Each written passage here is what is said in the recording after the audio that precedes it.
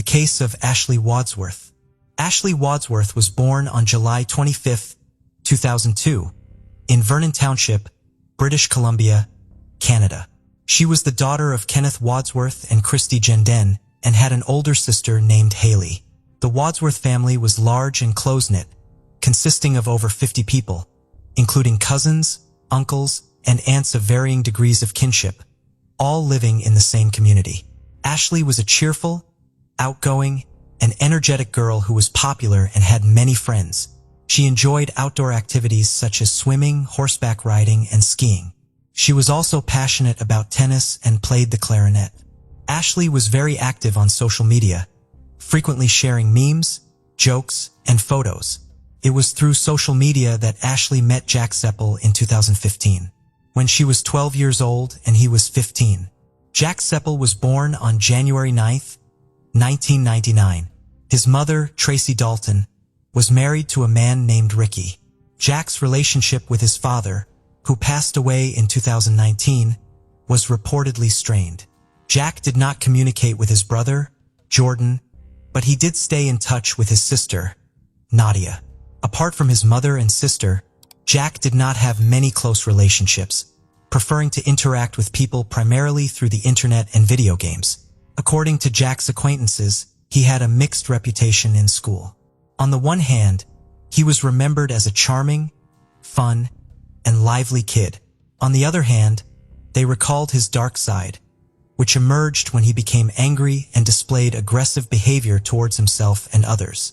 A mutual friend introduced Jack to Ashley through social media, a common way for teenagers to meet and form virtual friendships. As their online relationship grew, Ashley and Jack became close virtual friends.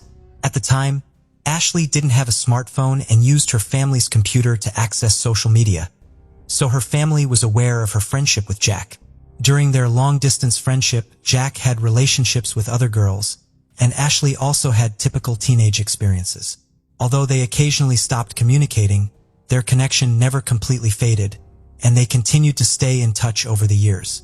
As they grew older, Ashley and Jack's relationship evolved. They started communicating through video calls, which led to a more intimate and romantic relationship. Jack became a familiar figure to Ashley's family, who would often greet him warmly when they saw him talking to the guys. He also sent Ashley gifts, such as teddy bears and purses, on multiple occasions. Ashley's family and friends noticed that she had a tendency to compare every boy she met to Jack. However, due to the significant time difference between their locations, Jack lived in Essex, while Ashley was in Vernon. They struggled to find time to talk, often waking up too early and going to bed too late. As Ashley turned 15 in 2018, she began to express a desire to meet Jack in person. However, her family refused to let her travel alone to another continent. Like many young couples, they occasionally argued, and when Ashley would block Jack on social media during these fights, he would find ways to contact her again, creating new accounts or sending messages through his sister or acquaintances. This behavior was seen as disturbing and intrusive by Ashley's loved ones, but she continued to insist that Jack was a kind and compassionate person. In October 2018, Jack, who was 19 at the time, got a tattoo of Ashley's name on his arm when she was just 16. Her parents thought this display of affection was excessive and warned her to be cautious. However, Jack soon began exhibiting jealous and violent behavior. He would become angry if he suspected Ashley was talking to other guys, despite continuing to date other girls himself. He claimed Ashley was his favorite and swore his loyalty to her alone. This incident marked the beginning of a disturbing pattern of behavior. Ashley's friends and family grew increasingly concerned as Jack's behavior escalated. One day, Ashley called a friend who was at Jack's house and he wouldn't let her leave. According to the friend who overheard the conversation, Ashley surprisingly remained calm, as if she was used to such situations. She simply asked Jack to stop being crazy. Ashley confided in her friends about the incident but didn't tell her parents. However, her friend strongly advised her to cut off all contact with Jack. Despite his history of fights and problematic behavior, Ashley and Jack continued to reconcile. At just 18 years old, Ashley had known Jack since her early teens, but she seemed unaware of the extent to which he had manipulated her from a young age. Ashley started working at fast food restaurants and department stores to save money for leisure activities. Her first purchase was a tablet, which allowed her to use social media more privately. She then began saving for a trip. During her senior year of high school, Ashley, a spiritual and inquisitive person, had a profound moment of insight after reading the Book of Mormon. This led her to start following the Church of Jesus Christ of Latter-day Saints. Ashley graduated from Seitan High School in 2020. She wanted to experience university life fully, so she decided to take a year-long break before continuing her studies. In the first half of 2021, continued working and saving money. In April of that year, she was baptized into Mormonism. With her newfound independence and financial stability, Ashley decided to travel to the UK to meet Jack in person and celebrate his birthday with him. Despite her parents' and friends' concerns, Ashley was determined to make the trip as she was of legal age and had her own savings. Ashley left Canada for the UK on November 12, 2021, on a 6-month tourist visa. This was her first time leaving her homeland, and she was thrilled. The next day, November 13, 2021, Ashley met Jack in person for the first time. On the same day, Ashley updated her profile picture to a photo of them together.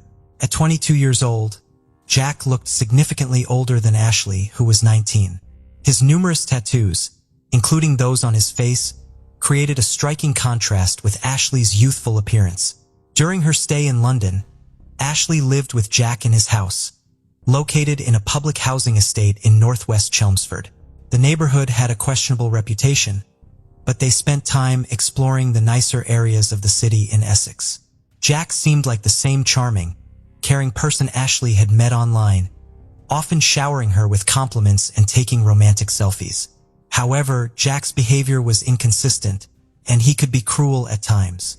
Despite being together daily, Ashley's tourist visa prevented her from working, and Jack was unemployed, relying on benefits. Occasionally, his mother Tracy, who lived nearby, provided support.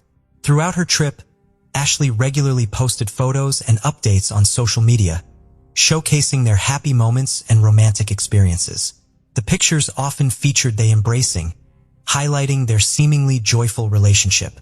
Ashley kept in regular touch with her family through video calls, and everything seemed fine at first. They even adopted a new kitten, Winston, which was a positive addition to their lives. Nevertheless, over time, Jack started to become more withdrawn and isolated. Ashley's trip to England was supposed to be an exciting adventure, but it quickly turned into a restrictive and isolating experience. Her boyfriend, Jack, had lost interest in exploring the country and instead preferred to stay indoors, smoke, and play video games. As a result, Ashley's options for activities were severely limited, and she was forced to do only what Jack wanted. Before arriving in England, one of Ashley's friends from church had arranged for her to meet some American missionaries who would be in Chelmsford at the same time. Ashley was eager to connect with them, but Jack refused to let her attend church on Sundays. Despite this, she continued to secretly communicate with the missionaries through text messages, deleting the conversations to avoid Jack's suspicion. Ashley's new friends soon realized that Jack was controlling and possibly abusive. When she confided in them about her problems, Ashley admitted that she knew she deserved better, but she was trying to keep Jack happy. However, the abuse went beyond controlling her communication. About 6 weeks into their trip, Jack became violent when he discovered that Ashley had blocked 2 UK phone numbers. He mistakenly believed that the numbers belonged to other men, triggering the jealous outburst. In a disturbing text message to his mother, Jack revealed that he had physically abused Ashley. Ashley created a secret profile where she documented the bruises she had sustained. She confided in her sister Haley about the abuse, but warned her not to tell their mother, fearing that their family would turn against Jack. After Jack overdosed on anti-anxiety medication in late December 2021, Ashley was tasked with overseeing his medication as his caregiver. She kept this responsibility a secret from her mother and friends, but Haley inadvertently revealed the truth. Ashley's mother expressed concern and asked her to return home, but Ashley insisted on staying with Jack until he recovered. In early January 2022, another disturbing incident occurred. Jack smashed a beer glass over Ashley's head, leaving her in tears. While Jack forced her to clean up the broken glass, Ashley contacted her sister via video call, revealing the true extent of her situation. Jack was frantic, pacing back and forth, yelling and grinding his teeth. His distress prompted Ashley to contact her sister, Haley, who urged her to return home. However, Haley's fell on deaf ears. A brief period of calm followed, marked by Jack's 23rd birthday celebration with his family, where everyone put on a united front and pretended everything was fine. In an attempt to defuse the tension, Jack's mother and stepfather organized a family vacation to a seaside town shortly after. The photos from the trip appeared perfect, showcasing a happy and tranquil Ashley, which brought relief to her parents, who remained unaware of the seriousness of the situation. In late January, an intense argument broke out and Jack's behavior turned violent once again. He hit Ashley and threw a candle and a TV remote at her while she was video chatting with Haley, who was pleading with her to return home. Although Ashley had initially agreed, she ultimately decided to stay. Despite witnessing Jack's cruel nature, she clung to the hope that the charming person she once knew was still buried deep within him. Ashley was convinced that time, her love, or perhaps medical treatment could help Jack overcome his destructive tendencies, a sentiment that was echoed by her mother during subsequent conversations with Jack. Jack accused Ashley of cheating on him, physically abused her, and later apologized. Despite feeling guilty about his actions, Jack's behavior continued. The situation escalated on the morning of February 1st, 2022, when Jack became angry with Ashley again. He accused her of abandoning him and seeing other people in secret. He demanded to see her phone and check her social media accounts to prove his allegations. Around 8 a.m., their neighbor Haley Borton Shaw heard Ashley's screams through the shared wall. Ashley soon showed up at Jack's doorstep, drawing attention to the distressing situation unfolding between them. Haley was shocked and Ashley appeared at her door, barefoot and crying, with a cut on her palm that was bleeding. Ashley explained that Jack had become enraged when he caught her looking at intimate photos of them. He had verbally abused her, physically attacked her, smashed her phone, and thrown her kitten against the wall. Despite Haley's concerns for Ashley's safety and fear that Jack might try to harm her, Ashley asked Haley not to call the police. Haley reluctantly agreed, but begged Ashley to see a doctor instead of returning to Jack's apartment. When Ashley refused, Haley decided to go and talk to Jack herself. During their conversation, Jack apologized for his actions and remained calm. Haley then left for a doctor's appointment around 9 a.m. Meanwhile, Jack's neighbor received a misdelivered package and brought it to his doorstep. Jack was hesitant to answer the door, which wasn't unusual since he was known to be an unfriendly and paranoid person. Around this time, Ashley called her family using Jack's cell phone, informing them of her situation. Ashley's mother was already aware of what was going on because Haley had previously confided in her about Jack's abusive behavior towards Ashley. Ashley's parents immediately bought her a return ticket for February 3rd to escape the abusive relationship. When she informed Jack, he offered to drive her to the airport. However, before she left, Ashley's mother made it clear that if Jack hurt her again, she would contact the police. She also advised Ashley to go straight to the airport if Jack assaulted her again. The conversation between Ashley and her family lasted for 3 hours before they ended the call. It was 11 a.m. in Chelmsford and 3 a.m. in Vernon when the call ended. A short time later, Jack sent a message to his mother, admitting to brutally beating Ashley again. During the assault, Ashley fell to the floor and possibly broke her arm. This violent incident occurred between 11:22 a.m. and 12:38 a.m. Ashley managed to send several messages to her family and friends using Jack's phone, but since it was nighttime, no one responded immediately. She also reached out to her friends at the church in Chelmsford, asking for help in describing the emergency. Unfortunately, these messages were not received until hours later, when it was too late to intervene. Between 12:38 and 12:45, Jack violently attacked Ashley, choking her until she lost consciousness. He then proceeded to the kitchen, retrieved an 11-centimeter knife, and repeatedly stabbed Ashley's chest and stomach around 100 times, ultimately ending her life. Following the attack, Jack updated his social media profile picture with a photo of himself and Ashley, accompanied by the caption, "Always mine."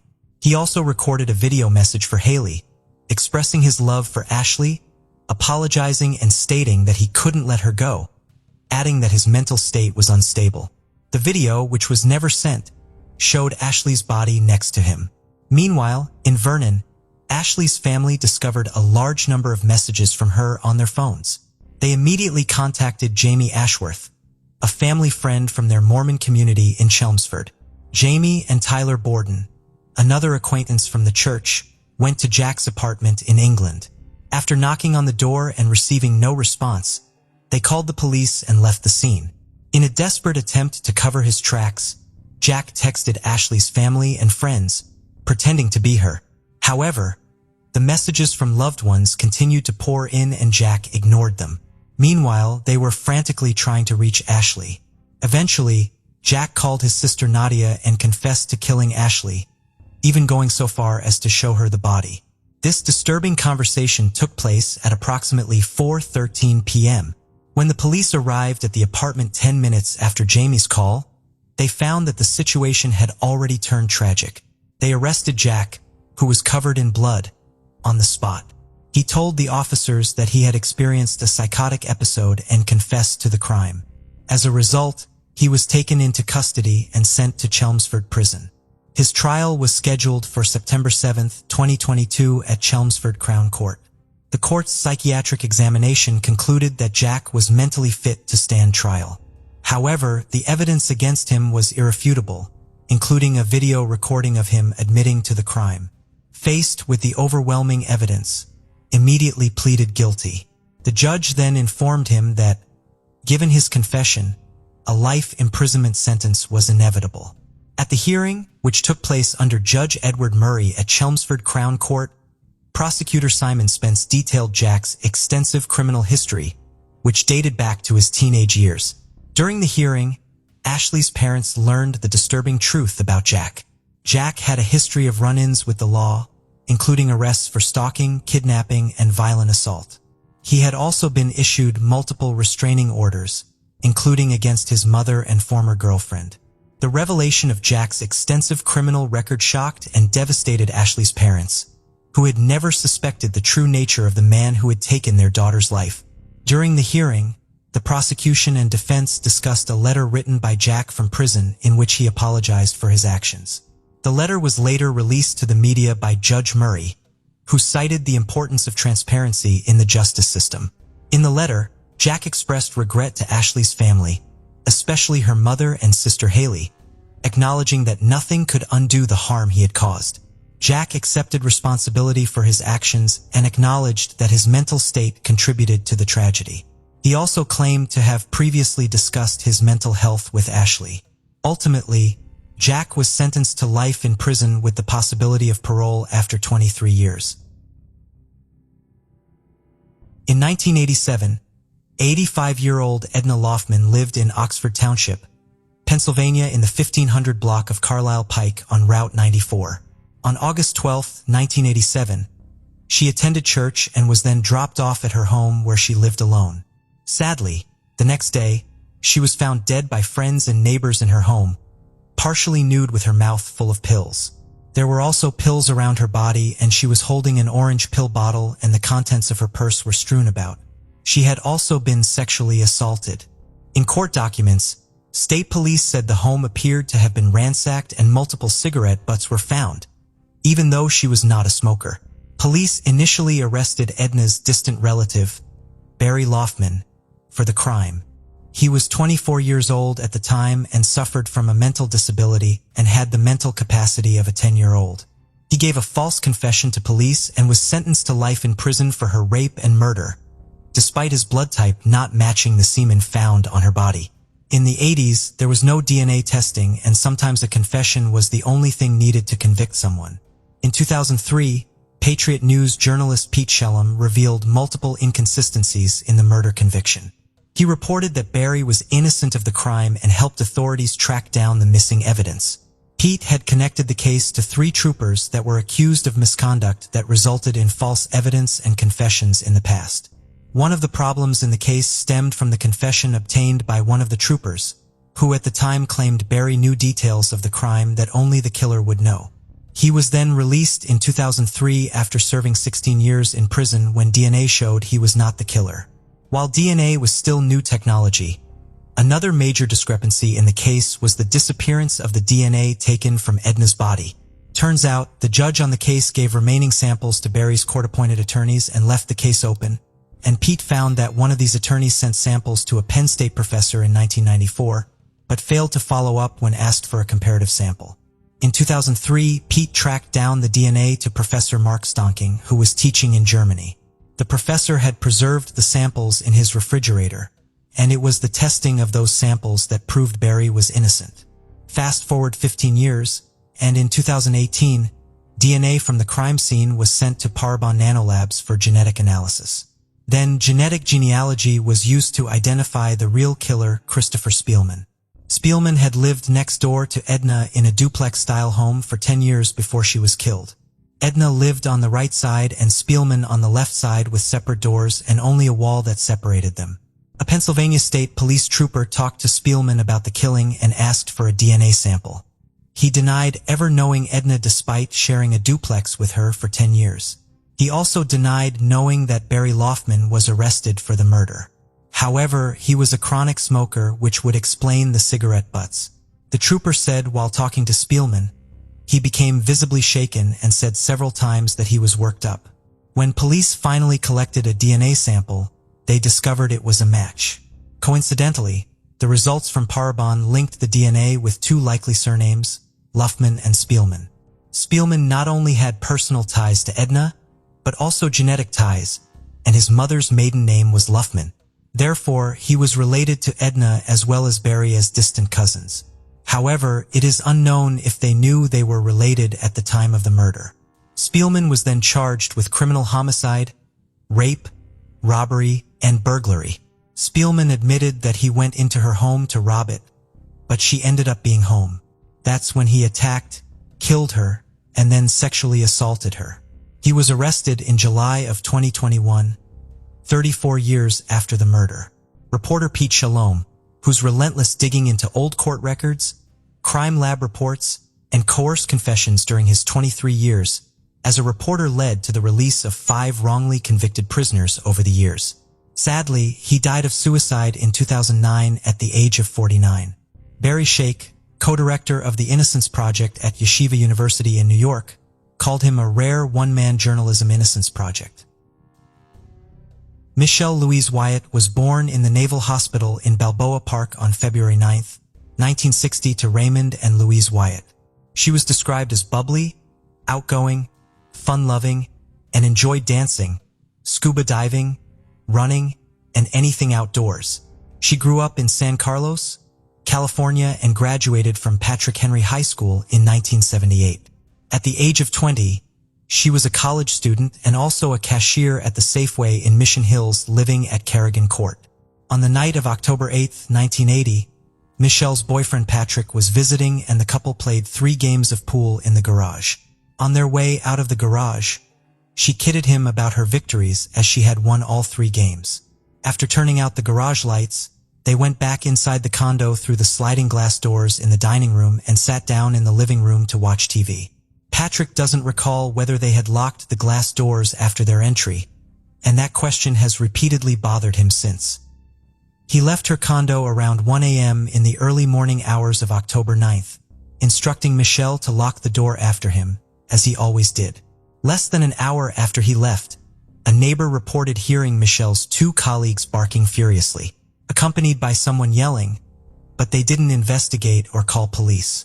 Much later in the day, her roommate would find her body lying on the living room floor. They would find the contents of Michelle's purse strewn about, but it did not appear to be a robbery or burglary, and there were no signs of forced entry. However, they were able to obtain the telephone cord used to kill Michelle. An autopsy conducted by the medical examiner's office found that Michelle's cause of death was strangulation and the manner of death was determined to be a homicide. Numerous possible suspects were identified and interviewed, but after an exhaustive investigation and all leads followed, the case went cold. Through the years, detectives attempted several ways of identifying potential suspects. In 1996, some 90 potential suspects were contacted and interviewed, with many of them providing DNA samples for examination, but a suspect was not identified. Then in June 2000, more DNA testing revealed there were 2 male DNA profiles collected at the time of the murder. One was from her boyfriend, who had been eliminated as a suspect, and one was from another unknown male.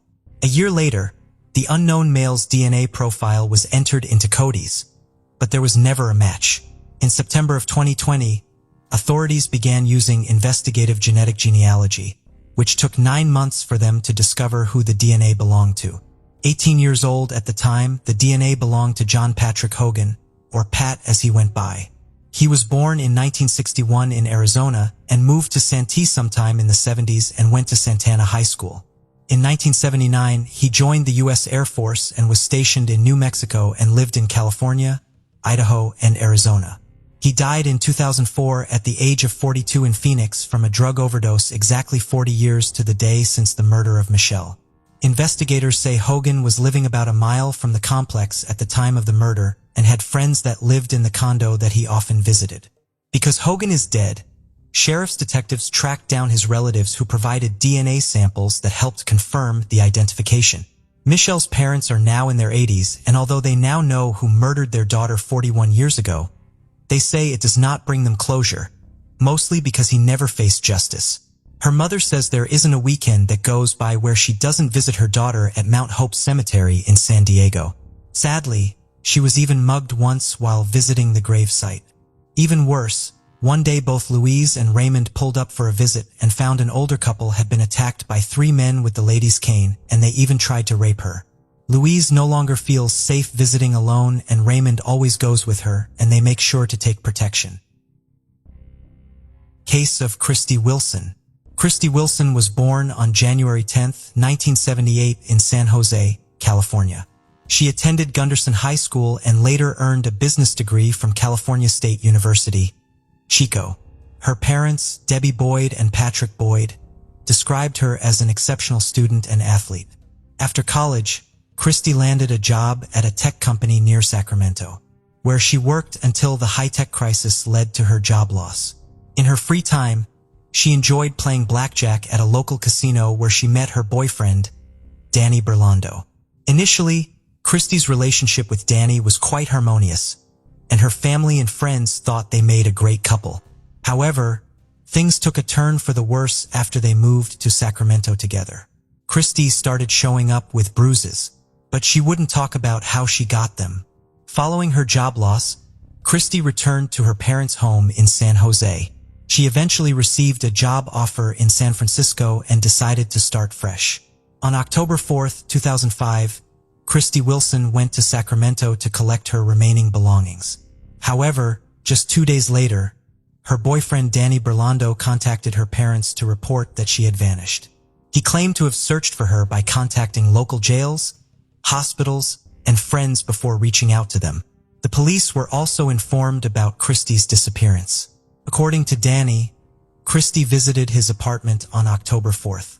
He then went to dinner with his family while Christy went to the Thunder Valley Casino. This was the last time he saw her.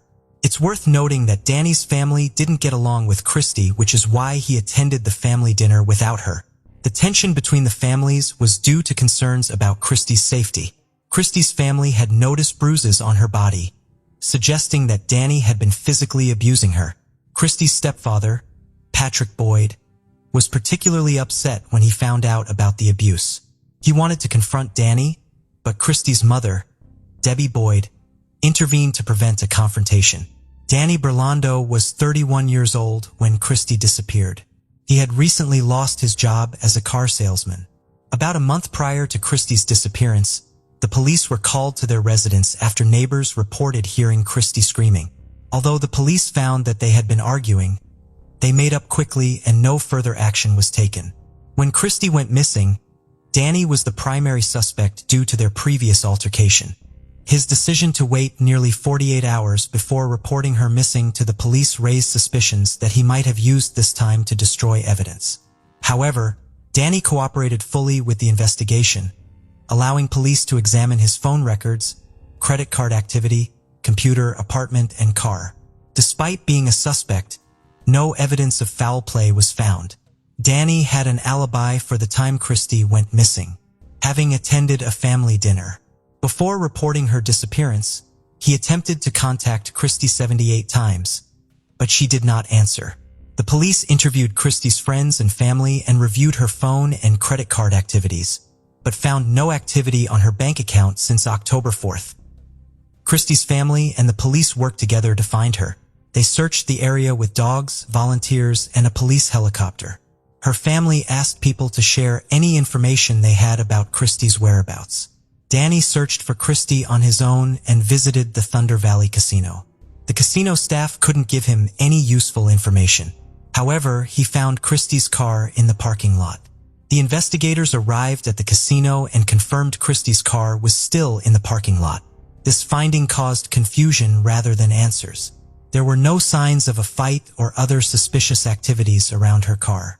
The big questions were whether Christy left the casino on her own and why her car remained there.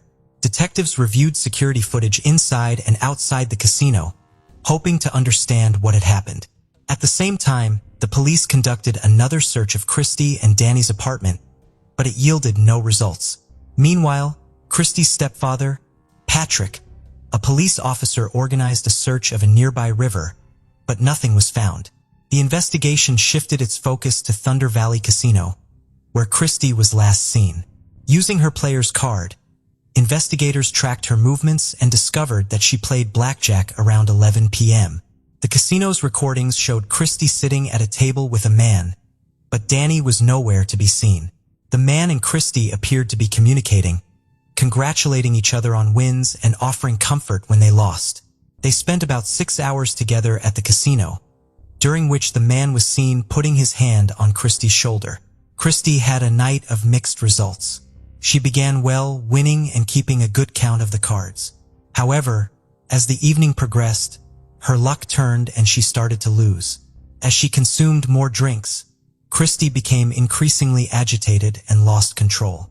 The casino staff eventually asked her to leave, but the man intervened, saying, "Don't worry, I'll take care of this beauty." Shortly after, the man and Christy left the casino together, as captured on camera. During a visit to Thunder Valley, detectives made a significant discovery when casino employees found a mobile phone under a blackjack table. The phone belonged to Christy, and it's possible she had unknowingly dropped it. This development hindered the police's plan to track Christy's location through her phone. Further investigation of the CCTV footage revealed that Christy and a man she had met at the casino left the blackjack table and went to the parking lot 4 minutes later. A white car, later identified as belonging to the man, left the parking lot while Christy's vehicle remained in place. The detectives suspected that Christy might have left with the man in his car. The police needed to determine whether Christy had willingly accompanied the man or if he had forced her into the car. After analyzing players' car data, detectives identified the man as Mario Flavio Garcia, a 53-year-old family man from Auburn with a successful IT career. As the investigation progressed, the detectives discovered that the white car seen in the CCTV footage belonged to Mario Garcia, making him the primary suspect in Christy's disappearance. However, the footage showed that Mario Garcia appeared to be alone in the car when he left the parking lot, and Christy never returned to her vehicle. Mario Garcia had stayed in the parking lot for 3 minutes and 41 seconds, raising questions about what might have occurred between him and Christy during that time. Detectives investigating Mario Garcia's life discovered a stark contrast between his public and private persona. While he was a respected community member and football coach, he also had a dark history. 25 years prior, Mario had been arrested for kidnapping his ex-girlfriend, taking her to a secluded location, and forcing her into a sexual act at gunpoint. Despite the severity of the crime, the case was plea bargained down to assault with a deadly weapon, resulting in a lenient sentence of 18 months probation. This was not the only instance where Mario's caught the attention of police. In another incident, Mario was involved in a tumultuous relationship with Lynette Smith. In 1979, Mario, Lynette, and her mother, Violet Davis, spent Christmas together. After dinner, The three of them got into Lynette's car, which subsequently crashed into a river near Oakland Airport. Mario, the sole survivor, claimed Lynette was driving, but investigators could not confirm this. Violet Davis's body was found in a car, while Lynette's body was not recovered until a week later. The incident was initially believed to be an accident, and no one was charged in connection with the deaths. After collecting the available information, investigators interviewed Mario about Christy Wilson. He maintained he was unaware of her disappearance and stated that they left the casino together, parted ways politely after exchanging goodbyes, and went in different directions. Although he claimed to have headed home immediately, his words couldn't be confirmed or disputed through the casino's CCTV footage.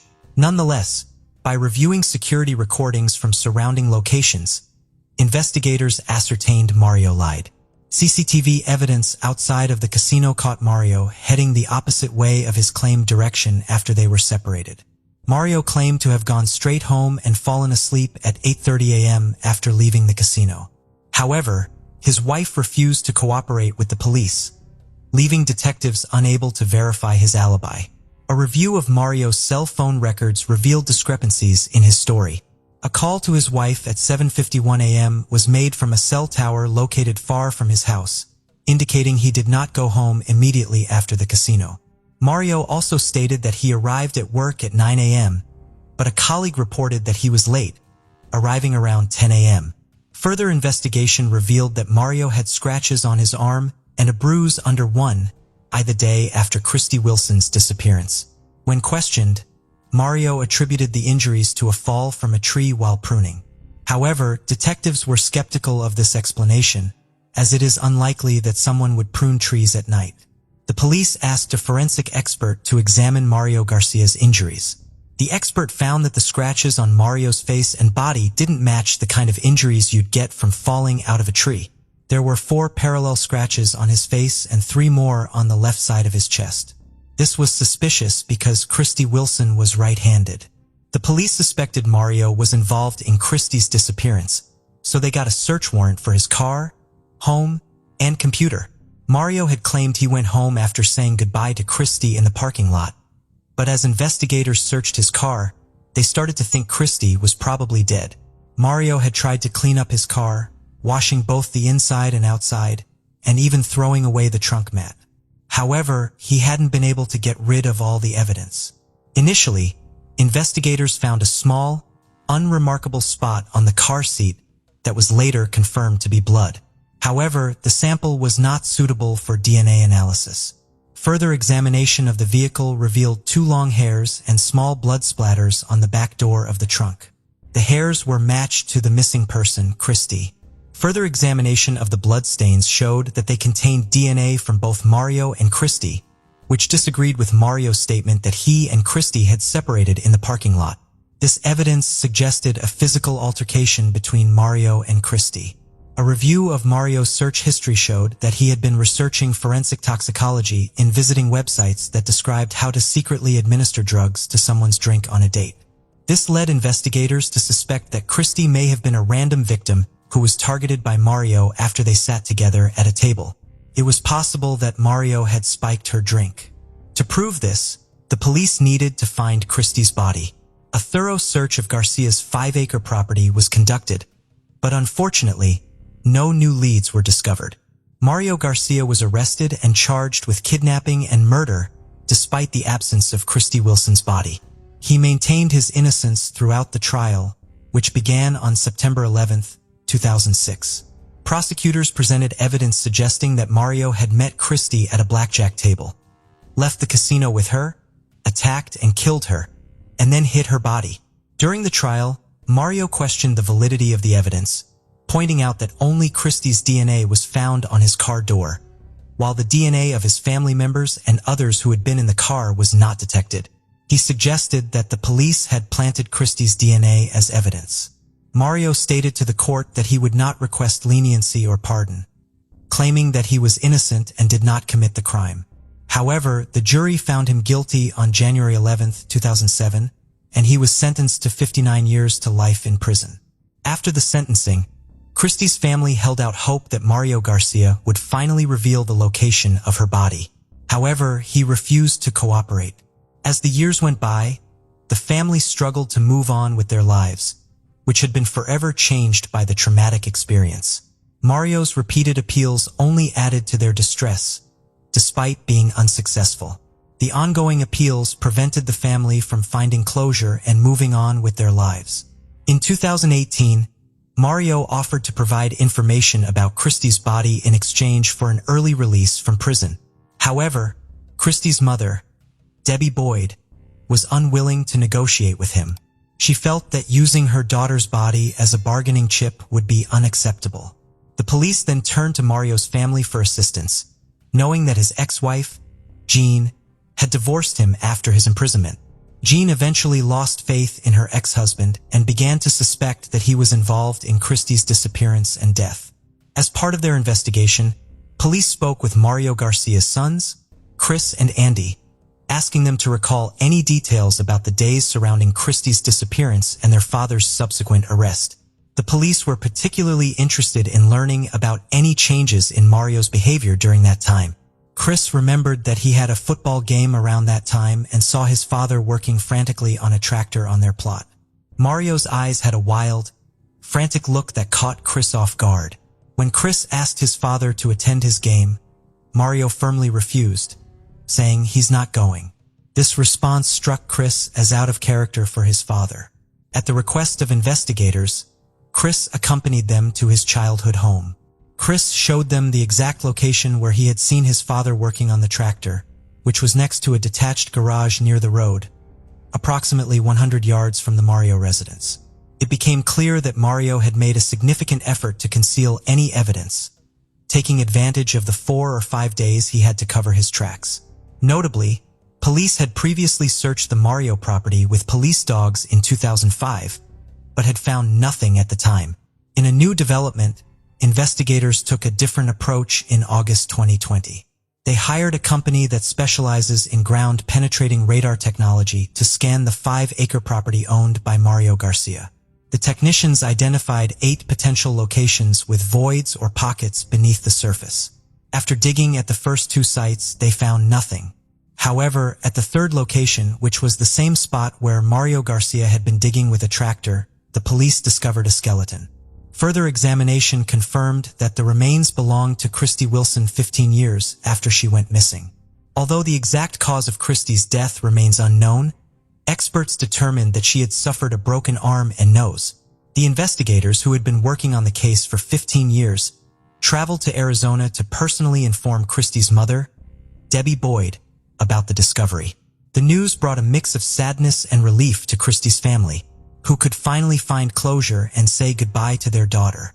Placer County Sheriff Devin Bell announced that Christy Wilson's case has been solved thanks to efforts by his team.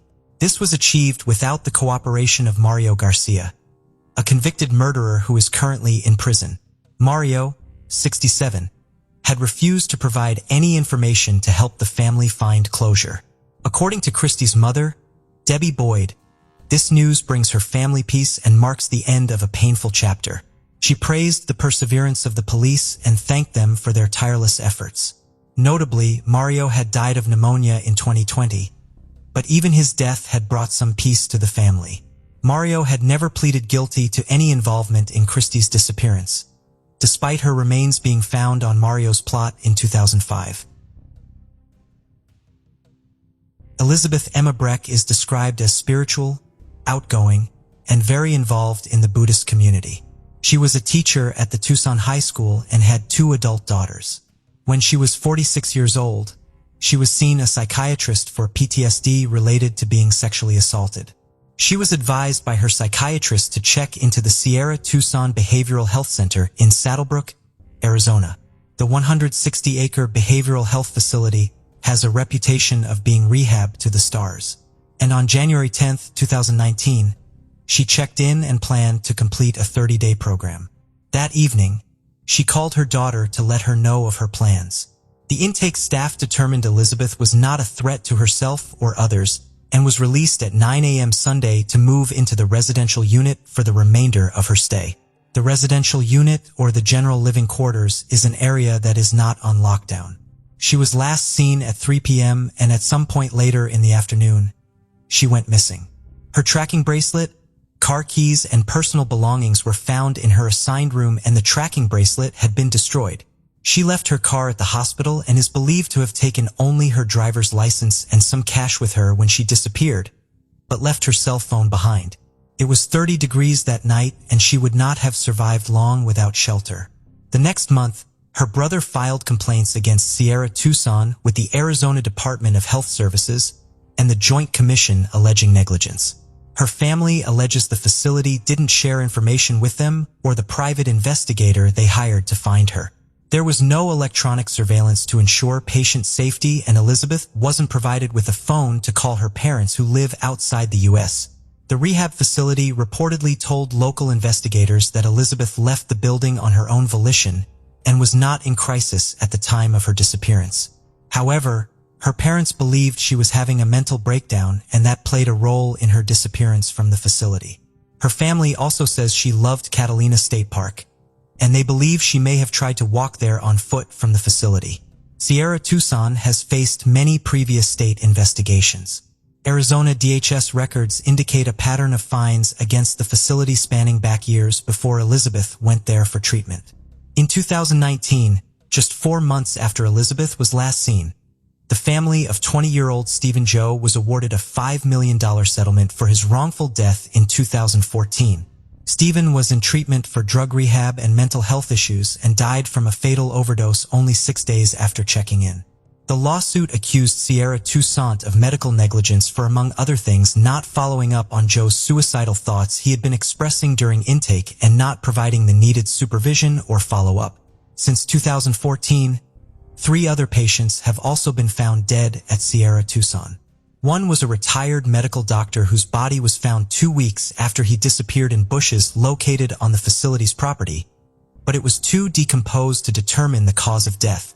The state also gave Sierra Tucson 6 citations in 2016 for failing to protect the health and safety of patients and follow facility policy. The assistant director stated that the facilities do a comprehensive assessment of a patient's needs and risks during intake, but they are not required to have video surveillance.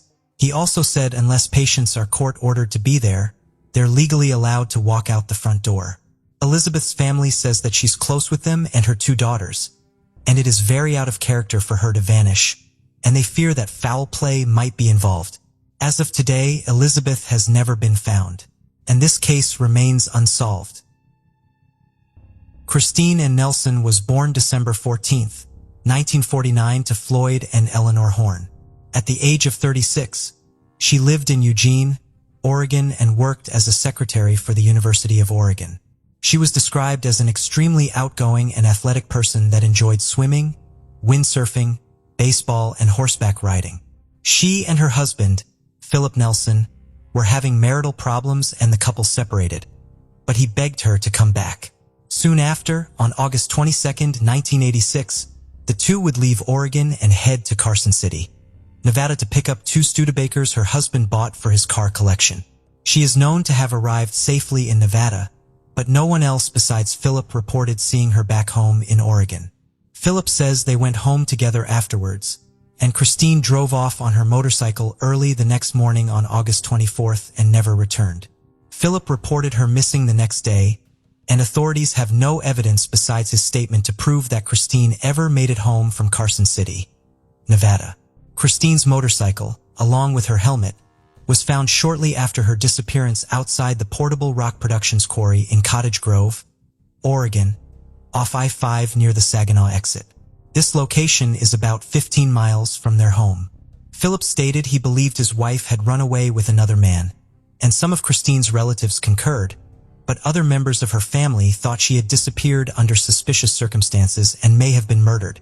Christine's co-workers stated she often had bruises on her body and had told them Philip abused her, but he was never charged in connection with any of the domestic violence incidents. Their marriage was troubled, and the couple separated a few months prior to Christine's disappearance. She had moved back in with her parents, but when Philip begged her to come back, she made a compromise and started spending weekends with him at their house. By the time of her disappearance, was still undecided as to whether to end her marriage. Philip was initially cooperative with the police investigation, but he eventually refused to take the polygraph, hired an attorney, and stopped talking to authorities. In 1993, Christine's mother, Eleanor Horn, sued Philip in a civil suit to have him declare Christine legally dead to prevent him from benefiting from her life insurance and retirement holdings. She claimed that he had killed her daughter, hidden her body, and then moved to Alaska to avoid being prosecuted. Oregon law states that a murderer cannot benefit from their victim's estate. They eventually reached a settlement, and although Philip did not admit guilt, he did release any interest in his missing wife's estate, and she was finally declared legally dead. Her family believes that Philip killed her and disposed of her body either somewhere in the Jasper area where they lived or in Nevada during their trip. Pam Wallace, Christine's younger sister and only remaining relative, has believed for 35 years that her brother-in-law killed her sister in a fit of rage over their deteriorating marriage. As of today, no one has been arrested for her disappearance and possible murder, and this case remains unsolved. The case of Dana Ireland. Dana Marie Ireland was born on December 12, 1968, in Fort Belvoir, Virginia, to John Ireland and Mary Louise Crank. She was the youngest daughter with an older sister, Sandra, who was 7 years her senior. In 1991, when Dana was 23, she visited her sister in Hawaii with her parents. On December 24th, Dana borrowed her sister's bike for a ride. However, she never returned. Her bike, shoe, and a clump of hair were later found on the side of the road, but Dana was nowhere to be seen. The condition of the bike suggested that Dana had been struck by a vehicle. The impact was severe, causing significant damage to the bike's wheels and steering wheel. Unfortunately, hopes that the driver who hit Dana had taken her to the hospital were short-lived. Tragically, Dana was found 5 miles from where her bike was discovered. She had suffered severe injuries to her body and head, and her lower body was exposed. The evidence suggested that Dana had not only been hit by a car, but had also been taken advantage of while she was vulnerable. Nurse Jerry Gallagher is haunted by a traumatic event that occurred on Christmas Eve 1991. A friend, Brian, arrived at her home on Satellite Road in a rural area 25 miles southeast of Hilo. He had found she, Dana Ireland, severely injured and in need of medical attention. Gallagher, who was licensed to provide care, accompanied Brian to the scene just a mile from her house. Upon arrival, she found Dana lying on the ground, naked from the waist down, with severe bruises on the inner sides of her legs. Gallagher attempted to administer first aid using a kit, but Dana's most critical injury was a severe head wound on the back of her skull. When Gallagher inquired about her identity, Dana's response was incoherent, seeming to utter the words, "Island." Gallagher then asked who was responsible for her condition. Dana's answers remained unclear. Dana did, however, repeatedly request Gallagher to return her keys so she could drive home. Gallagher made an effort to keep her awake while awaiting further assistance. Due to the area's lack of phone services, significant delays occurred before an ambulance finally arrived more than 2 hours after the initial call for help. Moreover, further complications arose when the emergency services dispatcher mistakenly relayed the wrong location for the incident. These factors collectively resulted in an additional 34-minute delay for Dana to receive the medical attention she required. Gallagher had considered driving Dana to the hospital himself, but she was worried that moving her could cause further injury. She has since struggled with the decision and the fact that it took so long for help to arrive. An ambulance finally brought Dana to Hilo Hospital at 7:56 p.m. Unbeknownst to her parents, John and Mary Louise, who were searching for her, Dana was the injured woman being treated at the hospital. They had found her damaged bicycle by the side of the road and were trying to locate her. At the time, Mary thought someone had hit Dana and taken her to the hospital. John stayed near the bike while Mary and their eldest daughter Sandra went to the hospital to look for Dana. When the ambulance arrived with Dana, Mary and Sandra were already there. Despite the doctor's best efforts, they were unable to save Dana. She was pronounced dead at 12:25 a.m. due to severe injuries sustained in a motor vehicle accident, including blood loss and trauma to her head, pelvis, and abdomen. Dana's family was shocked by her death, which permanently altered their lives. As time passed, they would face another challenge, a long and arduous search for suspects and subsequent trials. The police investigation was described by local newspapers as intense. They discovered a T-shirt at the crime scene that belonged to the perpetrator. They also seized a sheet from the hospital with semen stains on it, which was crucial evidence since Dana had semen on her body when she was admitted. Furthermore, a bite mark on Dana's body matched the teeth print of her attacker.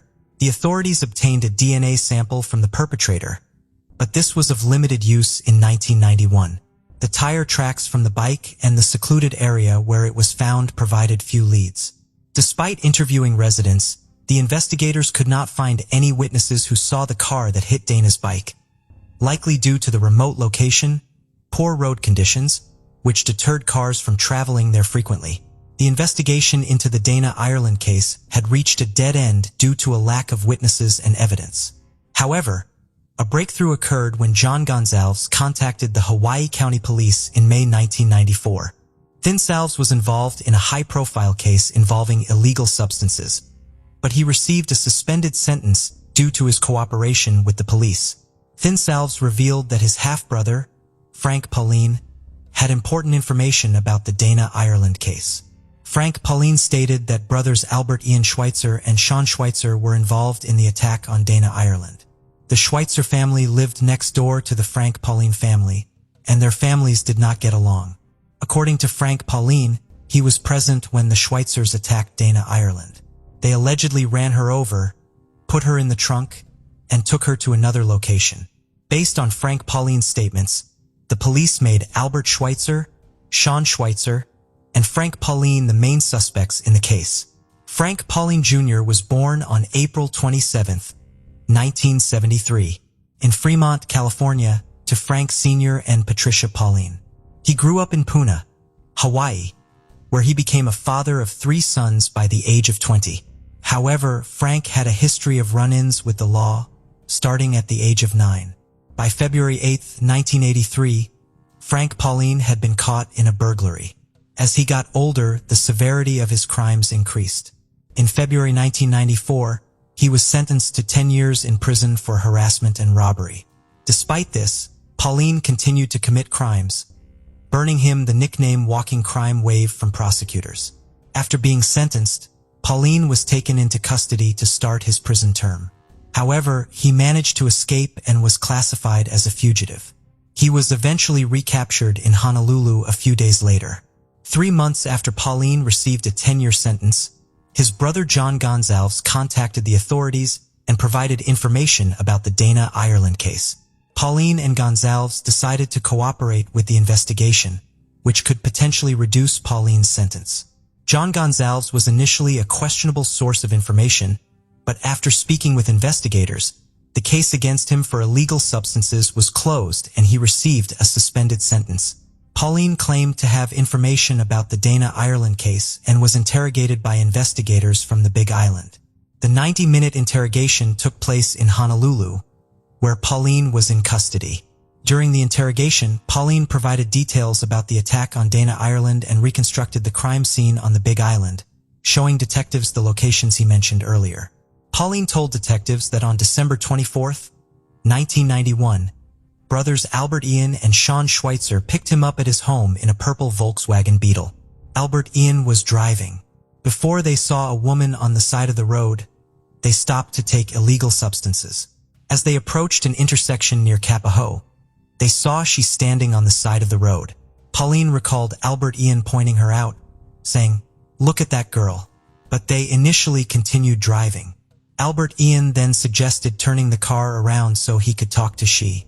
As they drove back, traveling at 40 to 45 miles per hour, Albert Ian failed to stop in time and accidentally hit she, later identified as Dana Ireland.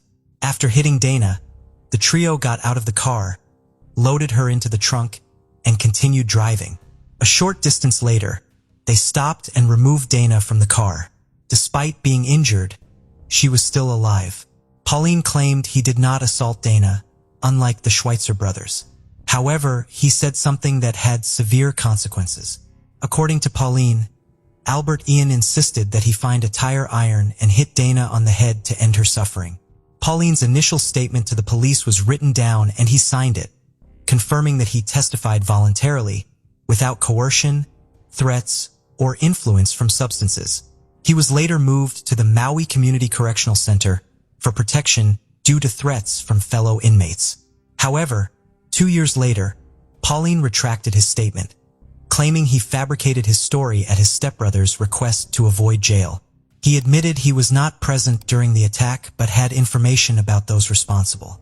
Pauline explained that he lied about being there to make his information credible and to avoid being accused of perjury, but perjury was not one of the charges he faced. On July 30th, 1997, Frank Pauline was charged with the murder of Dana Ireland after signing a confession claiming he had struck her with a tire iron. However, the confession raised suspicions, as when investigators took him to the Big Island, he was unable to identify the exact location of the crime or where Dana's body was found. This led investigators to question the truthfulness of Pauline's confession. Pauline eventually retracted his confession, fearing that if he continued to lie, he could be charged with perjury. His retraction was motivated in part by his realization that his half-brother, Albert Gonzalez, was innocent and being wrongly accused. In the end, Gonzalez was able to avoid major charges related to a separate crime, and in exchange, he agreed to testify against Pauline at his trial. At the time of the arrest, DNA testing technology was not as advanced as it is today. Despite this, the authorities collected DNA samples from Pauline and the Schweitzer brothers. They also analyzed biological fluids from the gurney sheet used to transport Dana Ireland to the hospital and swabs from her body. However, the results were unexpected. The DNA of Frank Pauline and the Schweitzer brothers did not match the DNA of the perpetrator. Although the charges against the three men were dropped, the investigation continued. The prosecution suggested that someone else must have been involved, as other evidence also failed to implicate Pauline and the Schweitzer brothers. For example, the teeth of the Schweitzer brothers and Pauline did not match the bite mark found on the victim's chest. Furthermore, no traces of Dana Ireland's blood or hair were found in Albert Ian Schweitzer's Volkswagen, which he had acquired only a month after her death. External pressures, including those from the Dana Ireland family, the public, and the press, may have influenced the course of events in the investigation into Dana Ireland's death. Albert Ian Schweitzer was 20 years old at the time of Dana Ireland's murder and had only traffic-related infractions on his record. Sean Schweitzer, who was 16 when Dana Ireland died, received charges in connection with her death at the age of 23. Around that time, Sean also faced unrelated charges of fourth-degree assault for inappropriately touching a 15-year-old girl when he was 16. He received a sentence of 180 days in prison and 1 year of probation. Despite their records showing a pattern of questionable behavior, DNA testing cleared all three suspects involved in the Dana Ireland case of her murder. However, this finding was likely undermined by the unrelated convictions that surfaced in their pasts. 5 days after Frank Pauline's initial statement to the police, investigators searched the Schweitzer family home and seized Albert Ian's 1957 Volkswagen Beetle as evidence. Both Sean and Albert Ian claimed they were not with Frank Pauline on the night of the crime, although they admitted to knowing him. Sean stated that he was at home on Christmas Eve, while Albert Ian said he was either at home or at his uncle's house. Albert Ian also explained how he acquired his car, initially denying that he had done any bodywork on it. He revealed that the car was originally purple, but he repainted it yellow because it wasn't his preferred color. The Schweitzer brothers' lawyers believed that Frank Pauline had falsely accused them due to a long-standing feud between their families. Nevertheless, the prosecution continued to pursue the case. On May 5, 1999, just days before the statute of limitations expired for some of the crimes committed against Dana Ireland, the police received a statement from Michael Ortiz, a cellmate of the Schweitzers and an associate of Gonzalez. This new information was seen as a potential breakthrough in the case. During questioning by authorities, Michael Ortiz claimed that Albert Ian Schweitzer had confessed to his involvement in the crime. Based on this testimony, Frank Pauline and the Schweitzer brothers were recharged in connection with Dana Ireland's death just 2 weeks later. This development raised suspicions and distrust among the public, as the information had come from a questionable source and had been revealed just days before the statute of limitations was set to expire. Frank Pauline was the first to face trial. The proceedings were highly emotional. Pauline professed his innocence, stating that he had lied when he initially confessed to being involved in Dana's murder. When taking the stand, Mary Ireland recounted receiving the devastating news about her daughter. She described the distressing scene: a bicycle on the road, a shoe, and a lock of hair. However, the witnesses who linked Pauline to the crime had checkered pasts and stood to gain from implicating him. Among those who benefited from Pauline being found guilty was his half-brother, Gonzalez, who became a witness for the prosecution.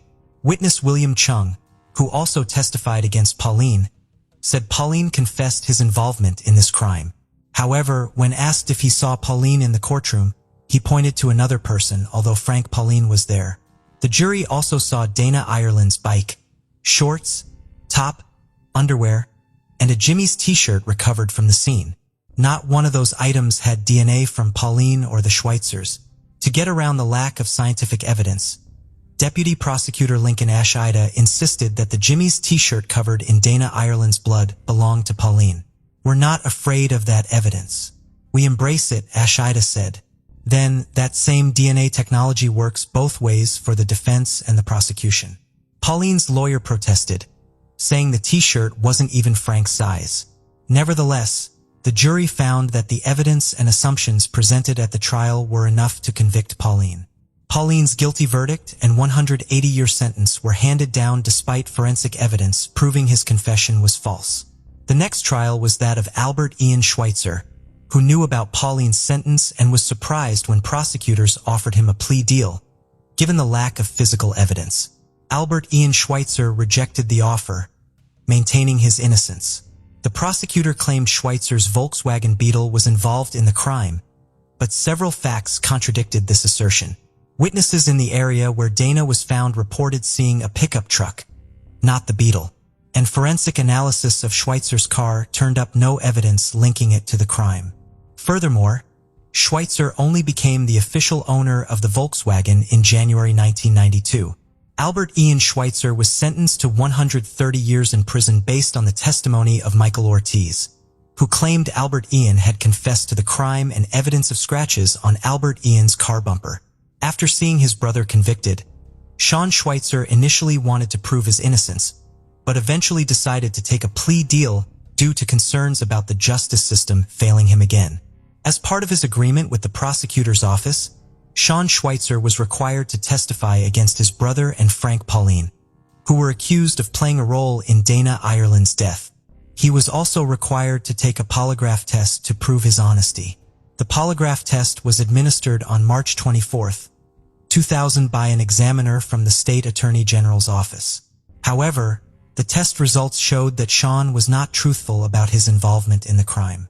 Despite this, he was still allowed to plead guilty to the lesser charges of kidnapping and involuntary deprivation of life. There was a discrepancy in the court records regarding the polygraph test results. Deputy Prosecutor Lincoln Ashida initially stated that Sean had failed the test but later claimed that he had passed it. Sean was ultimately sentenced to 5 years probation with credit for 18 months served. In an interview after his release, Sean stated that the decision to accept the plea deal was made by his family, who were concerned about the potential impact on his parents if both brothers were imprisoned. His brother, Albert Ian, who was later sentenced to 130 years in prison, recalled advising Sean to accept the deal to avoid serving life in prison, as imprisonment of both brothers might have been too stressful for their parents. Years later, Sean still feels remorseful for testifying against his brother and making a deal with the prosecutor. He and his family have struggled to move on from the case, and Sean has had a hard time finding a job due to the community's knowledge of the case. Community members made remarks about the case for years, causing Sean to experience disappointment and frustration. After being wrongfully convicted, Albert Ian Schweitzer and his family refused to give up the fight. In 2005, Albert Ian applied to the Innocence Project, an organization dedicated to re-examining convictions using new evidence and investigative techniques. The case eventually gained momentum in 2010 when students from the University of Hawaii lawyers and professors started reinvestigating the old files from the Dana Ireland case. Local prosecutors authorized the investigation, which has spanned several years. Throughout this process, efforts continued to deliver the desired outcome, justice for Albert Ian. The goal was to rectify a miscarriage of justice and bring about restitution. The investigation's findings and the subsequent actions taken will bring truth and closure to the matter. Ultimately, the hope is that justice will prevail and the issue will be laid to rest. Years passed and Mary Louise Ireland, Dana's mother, eventually passed away on her 92nd birthday in 2016. Meanwhile, Linda battled breast cancer, which made it difficult for her to visit her son, Albert Ian. When Linda finally had the chance to see Albert Ian for the very last time, she was heartbroken. During this emotionally charged visit, Albert Ian expressed a final wish to his mother. He didn't want her to leave him, and the thought of saying goodbye was unbearable. He had always found it hard to see the people he loved leave, especially after losing his grandmother. Albert Ian confided in his mother that it was his greatest fear, losing those closest to him, and that he never wanted to have to say goodbye to her again. A DNA expert, Nancy Dinh, testified at the trial after retesting evidence using advanced methods that were not available during the original trials. She explained that technology has improved significantly since 2000, allowing for the detection of details that were previously invisible. Contrary to the 2000 authorities' claim that Frank Pauline's and the Schweitzer brothers' DNA was not on the t-shirt due to excessive amounts of Dana Ireland's blood, scientists from the Innocence Project used modern technology to distinguish between Dana's DNA and other DNA on the t-shirt. They also found seminal fluid and sweat from the armpit on the t-shirt.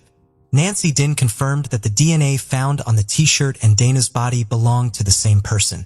However, she stated that this person was neither Frank Pauline nor one of the Schweitzer brothers. Following Nancy Dinh's testimony, a tire tread expert remotely testified, stating that the tire tracks found at both crime scenes could not have been made by the Schweitzer brothers' Volkswagen. In his opinion, the tracks were likely left by a larger vehicle such as a truck, SUV, or van. The final witness to testify was dentist Adam Freeman. Dana Ireland had what appeared to be a human bite mark on her left breast, according to the prosecutor's initial assessment. However, forensic expert Freeman disputed this claim, stating it was not a bite mark. This case highlights the flaws in forensic science, particularly in the analysis of bite marks. Freeman testified. After the witnesses finished testifying, District Court Judge Peter Kubota delivered his verdict. He stated that the new DNA evidence, along with the tire tread evidence, the disputed bite mark evidence, and Sean Schweitzer's recantation collectively proved that a jury in a new trial would likely find Albert Ian Schweitzer not guilty. Therefore, Kubota declared the conviction vacated and ordered Mr. Albert Ian Schweitzer's immediate release from custody. With these words, spoken 23 years after Albert Ian Schweitzer's guilty verdict and 25 years after his arrest, Albert Ian was suddenly exonerated and freed. Judge Kubota then addressed Albert Ian Schweitzer with heartfelt words. With 1/3 of his life still ahead of him, the judge offered a choice to live in anger and resentment towards the process and the people who had wronged him, or to find a new sense of freedom. Kubota suggested that Albert Ian make the most of this opportunity, surrounded by his family, who had come to support him. Freed from his handcuffs, Albert Ian hugged his lawyers and then his family members, including some he had not seen in decades. His mother was overcome with emotion in his arms. Albert Ian's young son, who had grown up without his father, was also in the courtroom and shared a hug with him. His younger brother, Sean, was there too with a warm smile and open arms. As a result of Albert Ian's acquittal, his brother Sean's lawyer is now seeking to have his own criminal record cleared. The story serves as a reminder of the tragic fate of Frank Pauline, who died in prison in New Mexico in 2015. Pauline was attacked by a fellow inmate, Daniel Hood, who was serving time for taking 2 lives. On April 27, 2015, Hood attacked Pauline in the recreation yard at the Southern New Mexico Correctional Facility, striking him 3 times on the back of the head with a rock. The motive behind the attack was Hood's belief that Pauline was a snitch. Despite efforts by the medical staff, Pauline could not be saved. In response, his family's lawyer plans to file a petition for his posthumous rehabilitation. Albert Ian Schweitzer finds the transition from prison life to freedom extremely difficult. He shares that adjusting to life outside of prison has been more challenging than he anticipated. Most days are a struggle with anxiety. While Albert Ian may be eligible for compensation for wrongful imprisonment, which could award him $50,000 for each year spent in prison, the process is not straightforward. His lawyers are working diligently to ensure he receives the compensation he is owed. The Dana Ireland case remains unsolved 3 decades later, but investigators are hopeful that advances in DNA testing and genealogy will help them identify the person responsible for destroying the Dana family's life. James Hendrickson was born May 15, 1979, and was nicknamed Jimmy. In 1991, was 12 years old, lived in the 200 block of East Delano Street in Tucson, Arizona, and was scheduled to enter the 6th grade at Amphi Middle School in the fall. In June of that year, his mother Deborah and 17-year-old sister Tammy went to Douglas, Arizona to meet the family of Tammy's boyfriend, but Jimmy chose not to go, so he was left to stay with a babysitter instead. Jimmy and the babysitter Angelica, who was also a friend of the family, went to a football game that night and a barbecue with Angelica's 4-year-old nephew named Justin. Angelica then let the boys go with her cousin to stay the night at her sister's house near Prince and Stone Avenue in the 700 block of West Paris Promenade of Tucson. The cousin was a middle-aged man that had a warrant at the time for a sexual deviancy allegation. Jimmy stayed the night playing video games with the 4-year-old boy. When his mother and sister returned to town several days later, they stopped at a store to use the payphone to call his mom's work to let them know they had just made it in a little late due to car trouble and she would be in to work the next day. Her boss then told her that Jimmy was missing and was surprised that she didn't already know. The two then rushed to the police department. They were told that on the morning of June 12th, Jimmy said that he was walking home, which was about a mile away. However, witnesses reported seeing him about 8 o'clock that same night, walking near a Circle K convenience store in the vicinity of West Grant and North Oracle Roads. The man he was staying the night with was given a polygraph exam and failed. He is a suspect in the disappearance, but his name has never been publicly released and he has not faced any charges in the case.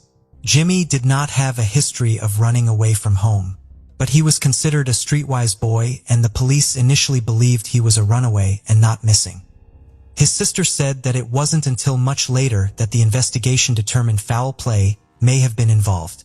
Jimmy's father lived in Michigan at the time of his disappearance and had not been in contact with his son for several years before he went missing. The 4-year-old who was with James before he disappeared told police he knew where Jimmy was. He said 2 bad men had come and wrapped him in a blanket and took him away to Mexico. The boy led them to the Santa Cruz River adjacent to a local sports park and said that was where Mexico was, but a search of the area turned up nothing. 25 years after his disappearance, his sister Tammy requested a copy of her brother's missing persons file, which was an inch thick. After painstakingly going through the stack of reports, she realized that her brother was not just missing, but that something bad had happened to him. Despite all this, no one has been charged with his disappearance, and as of today, this case remains unsolved. Cookie Sharon Jacobson was born September 16, 1949, and lived in Tempe, Arizona. In 1998, she was a 49-year-old former nurse with a 16-year-old son named Aaron and a 13-year-old daughter named Laura. Cookie had suffered a back injury in a car accident in the past and had to retire from nursing, but started taking night classes in graphic art and computer at a local community college. She lived with her husband and 2 children near McClintock Drive and Southern Avenue in Tempe. On September 21, 1998, her husband Bill says he kissed her goodbye at 7 a.m. and headed to work. That evening, her husband found out she did not attend her night class, nor did she answer the door when a friend came to pick her up, and immediately he became very concerned.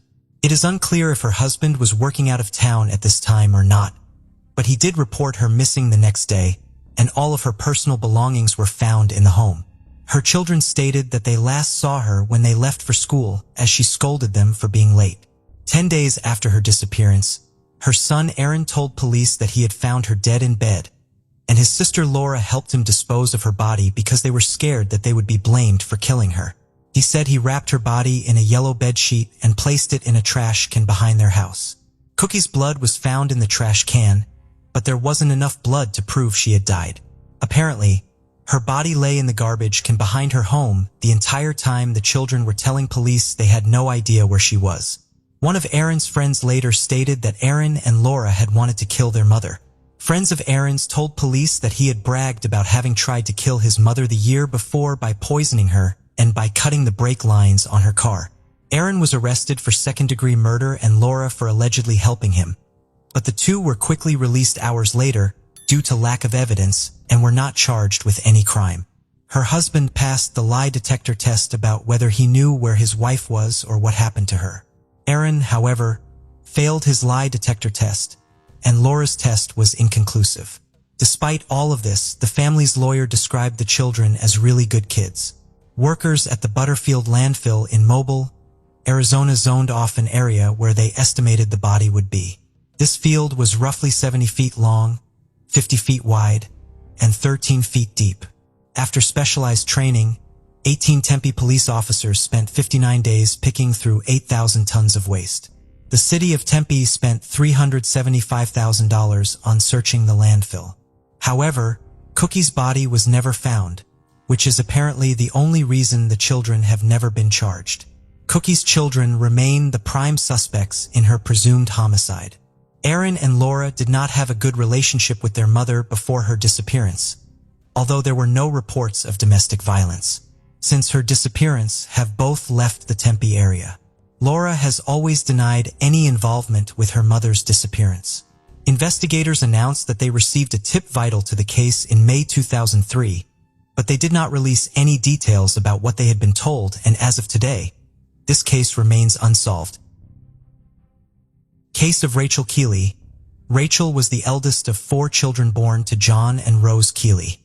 The family consisted of 3 girls and 1 boy, and they were members of the Jehovah's Witness community. They lived in the Inishmore housing estate, which is located near the entrance to the regional park. Rachel was highly involved in her local congregation and devoted to her faith. After completing her education at Ballin College Community School, she pursued a career as a beautician. This was a deliberate choice, as it would allow her more time to engage in missionary work with the local Jehovah's Witness community. In the summer of 2000, Rachel took a trip with one of her sisters to work as an au pair, but she soon returned home. She was known as a kind and gentle girl, and she had a boyfriend who was part of her Jehovah's Witness social circle. On Thursday, the 26th of October 2000, Rachel left her home around 4:30 p.m., with her 2 dogs to take them for a walk in the regional park in Balinkalig. She was very familiar with this park, and even though it was getting dark, she would not have thought twice about going there, as she knew the area well and expected there to be other people around at that time. She had only planned to be gone for about an hour, and her mother would have had her dinner ready when she got back, as she had a Bible study that night and would be going straight out again after dinner. But around an hour later, after Rachel left, her mother Rose heard scratching at the back door. It was the 2 dogs, but no Rachel. It was deemed straight away that something was wrong, and Rose and her youngest daughter Elizabeth headed straight to the park to look for Rachel on the path they knew she usually took. But there was no sign of her. By 7 p.m., the family contacted the police. Friends and family all headed out looking for Rachel again. Rose bought flashlights from the local shop so they could see, as it was pitch dark by now. Nearing 8 p.m. that night, a close family friend would find Rachel dead in the undergrowth, not far from the walking track. She was found fully clothed, face down in the fetal position, covered with some briars and branches from trees. The emergency team were notified, but at this point, it was obvious that Rachel was dead. The police immediately initiated an investigation. An intent was placed around the body of Rachel, and 6 police officers stood guard over the body until the state pathologist, Dr. Harbison, could arrive at the scene to examine the body. Rachel's mother would later say in interviews that this gave her great comfort, knowing that her daughter was not alone and that she was protected in death, even if they couldn't protect her in life. When Dr. Harbison arrived, he spent 3 hours examining the scene. Door-to-door inquiries were started straight away at houses nearest to the park. Rachel had last been seen in the park at 5:15 p.m. She was later buried at St. Oliver's Cemetery in Mahone County, Cork, on the 28th of October. Police put out an appeal to people who might have been in the regional park that evening and might provide valuable leads in the case to help determine who had attacked Rachel. Dr. Harbison, the state pathologist, completed a preliminary examination of Rachel's body and determined that she had died from asphyxiation, but needed to do a further examination to determine exactly how she died, whether by smothering or strangulation. Police were also trying to determine the reason behind the attack. Was it a robbery or a sexual assault? Rachel was found fully clothed, but her clothes seemed to have been tampered with. Police politely questioned known sex offenders and locals, and they also wanted to speak with an elderly man and some teenage girls seen in the area at the time of the killing. CCTV footage in the area was also collected from local businesses, and by the 4th of November it was reported in the local paper that police were looking to collect DNA samples to compare to samples found on Rachel's clothes and under her nails. More than 1,000 males from the area gave samples, but police would not give an indication of what type of material containing DNA was collected from Rachel. On Friday, November 10, 2000, news broke that someone had been arrested for questioning in relation to Rachel's death. It was the arrest of a 16-year-old male who was brought to Garda Station in Cork and questioned that night. The teen appeared before a special sitting of the Cork District Court and was charged with the murder and rape of Rachel. He couldn't be named as he was a minor, but it was said that he was from the Ballincollig area. He was remanded at St. Patrick's Juvenile Centre in Dublin. The trial began on May 1, 2000 at the Central Criminal Court in Dublin. Rose Keelley, Rachel's mother, was the first to take the stand. She had told how the dogs had returned to their home an hour after Rachel left to take them for a walk. She said that her youngest daughter, Elizabeth, and she had gone out to search the park for her daughter around 6 p.m., and they called out for Rachel. Elizabeth said she thought she had heard a scream as they continued to search for Rachel. They met the defendant, and they said hello to him, as they knew him as he was a neighbor who lived around the corner from their house. Rose said she considered asking him if he had seen Rachel, but thought that she might sound paranoid, so she didn't. For boys who had seen the accused on the evening of Rachel's death were also called to testify. They stated that he behaved normally and that they had watched TV at a friend's house around 6:30 p.m. Afterward, they had gone to the regional park to ride motorcycles, but they had left immediately because there was police nearby. The accused had no insurance or road tax for his motorcycle and he had left it behind in the park. Dr. Harbison took the stand and stated that Rachel had been chased down and most likely dragged to the location where she was found. He said that she had been placed in the fetal position after being strangled in a different area. Dr. Harbison also mentioned that there was no evidence of forced sexual assault, but that her clothes were disheveled. The police told the court that the accused had provided a hair and saliva sample, but refused to give a blood sample as he was afraid of needles.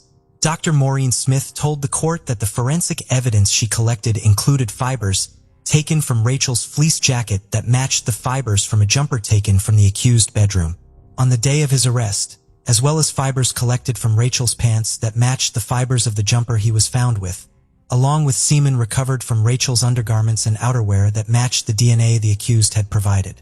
Dr. Smith's evidence was lengthy, and there were concerns that one of the jurors had fallen asleep during her cross-examination, but the court had assurances that this was not the case, and so the trial continued. On Wednesday, the accused mother said the police came to their house while investigating, and her son was worried about getting in trouble for driving his motorbike without insurance or tax. Someone told him he could get 3 years, so he decided to leave the area, even though she told him not to, as the guardian might think he was involved in Rachel's death. She stated her son was innocent. The accused father testified that his son left school at 14. The accused was a talented athlete and Gaelic footballer who could have played for the Cork junior team. He was the oldest of 4 children from a stable background and good area, living near the Achilles. They knew Rachel casually, as the accused went to school with her brother.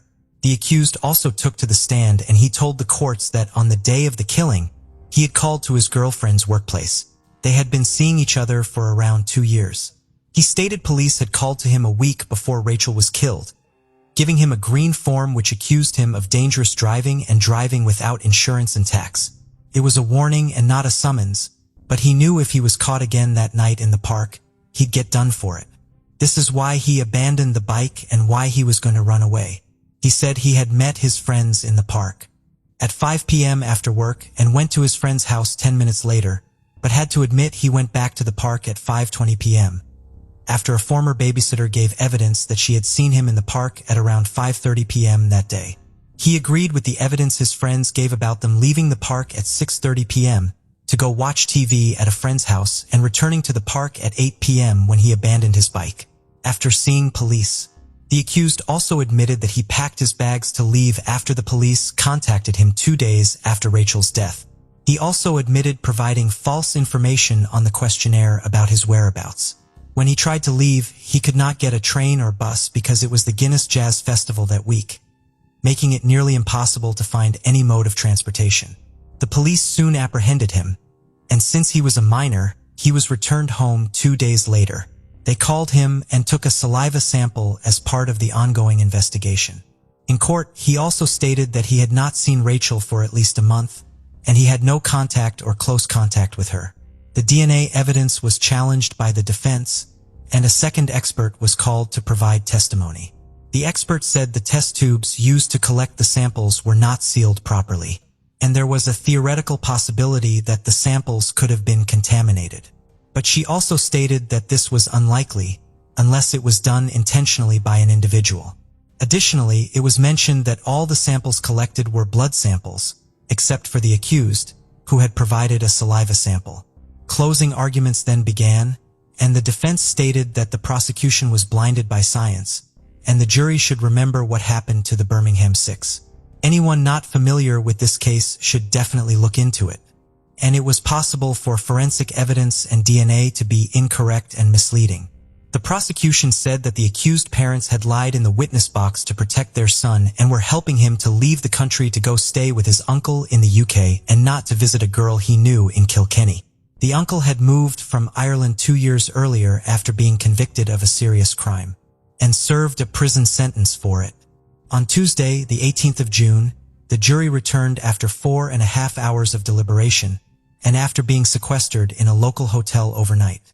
They found the defendant guilty of murder and rape by a majority of 10-2.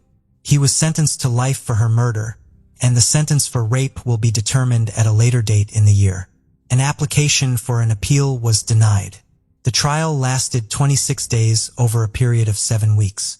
The following day, the accused was publicly identified in the press as Ian Horrigan. As he was no longer a minor, he had turned 18. He lived in close proximity to the Keelley family, who had moved house after Rachel's funeral, as they could not bear living so close to the family of the accused. On November 22, 2002, Horrigan appeared in court again to be sentenced for the rape. He received a 10-year sentence to be served concurrently with his life sentence for murder. His request for an appeal was denied. In January 2006, Horrigan applied for leave to appeal in the courts. His legal team argued that the judge's instructions to the jury were misdirected and misleading. The jury should have been informed that forensic evidence is not infallible, and they should have been told that Seaman's body could have been deposited on the scene several days before being discovered. The Court of Criminal Appeal agreed with Horrigan's arguments, and his conviction was overturned. A new trial was ordered, which took place in February 2006. Horrigan admitted to manslaughter, but the state rejected this plea. Dr. Cassidy, who replaced the ill Dr. Harbison, concluded that Rachel died from an arm lock around her neck, leading to cardiac arrest. Horrigan didn't testify this time. The jury deliberated for hours before finding him guilty of rape, but not murder, convicting him of manslaughter instead. He received an 8-year sentence with 6 years suspended, considering his time served and lack of prior convictions. The Keelley family chose not to give a statement, leaving them and the public outraged by the outcome. The Director of Public Prosecutions, DPP, immediately filed an appeal, as they also believed the sentencing was too lenient. On April 19, 2007, the prosecution appeared before the Court of Appeal to request an increase in Horrigan's sentence. The judges agreed with the DPP and determined that Horrigan's sentence did not match the severity of the crime. A sentence of 12 years for each charge to be served concurrently was imposed. The time Horrigan had already served would be deducted from this. This meant that Horrigan would not be released until 2010 at the latest, requiring him to serve an additional 3 years. The Keelley family were relieved with the sentencing, as Horrigan was placed on the sex offenders list. However, his criminal history continued. In 2007, he was charged with armed robbery while out on bail for Rachel's killing. He attacked an elderly couple, stole €1,500, and escaped in their son's car. Horrigan initially denied the charges, but was found guilty.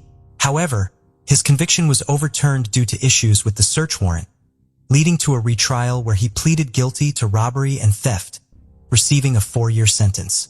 In March 2013, it was reported that Horrigan was involved in a violent incident while in Wickfield Prison. He had beaten up Jared London of the notorious McCarthy-Dundon gang, and he had beaten him to a pulp. Horrigan had attacked London in retaliation for an attack by Dundon on a friend of his. Sources from the prison told newspapers that Horrigan was a head case, and that he was moved out of the prison for his own safety. Ironically, only a few months later, Horrigan would be released from prison after serving his time for the robbery. When he left prison, he moved in with his girlfriend Teresa O'Neill, who lived just around the corner from Dundon's home place in Limerick. Teresa's brother, a convicted rapist, Thomas O'Neill, was involved in the Great Low Woods gang rape in County Clare in 2004.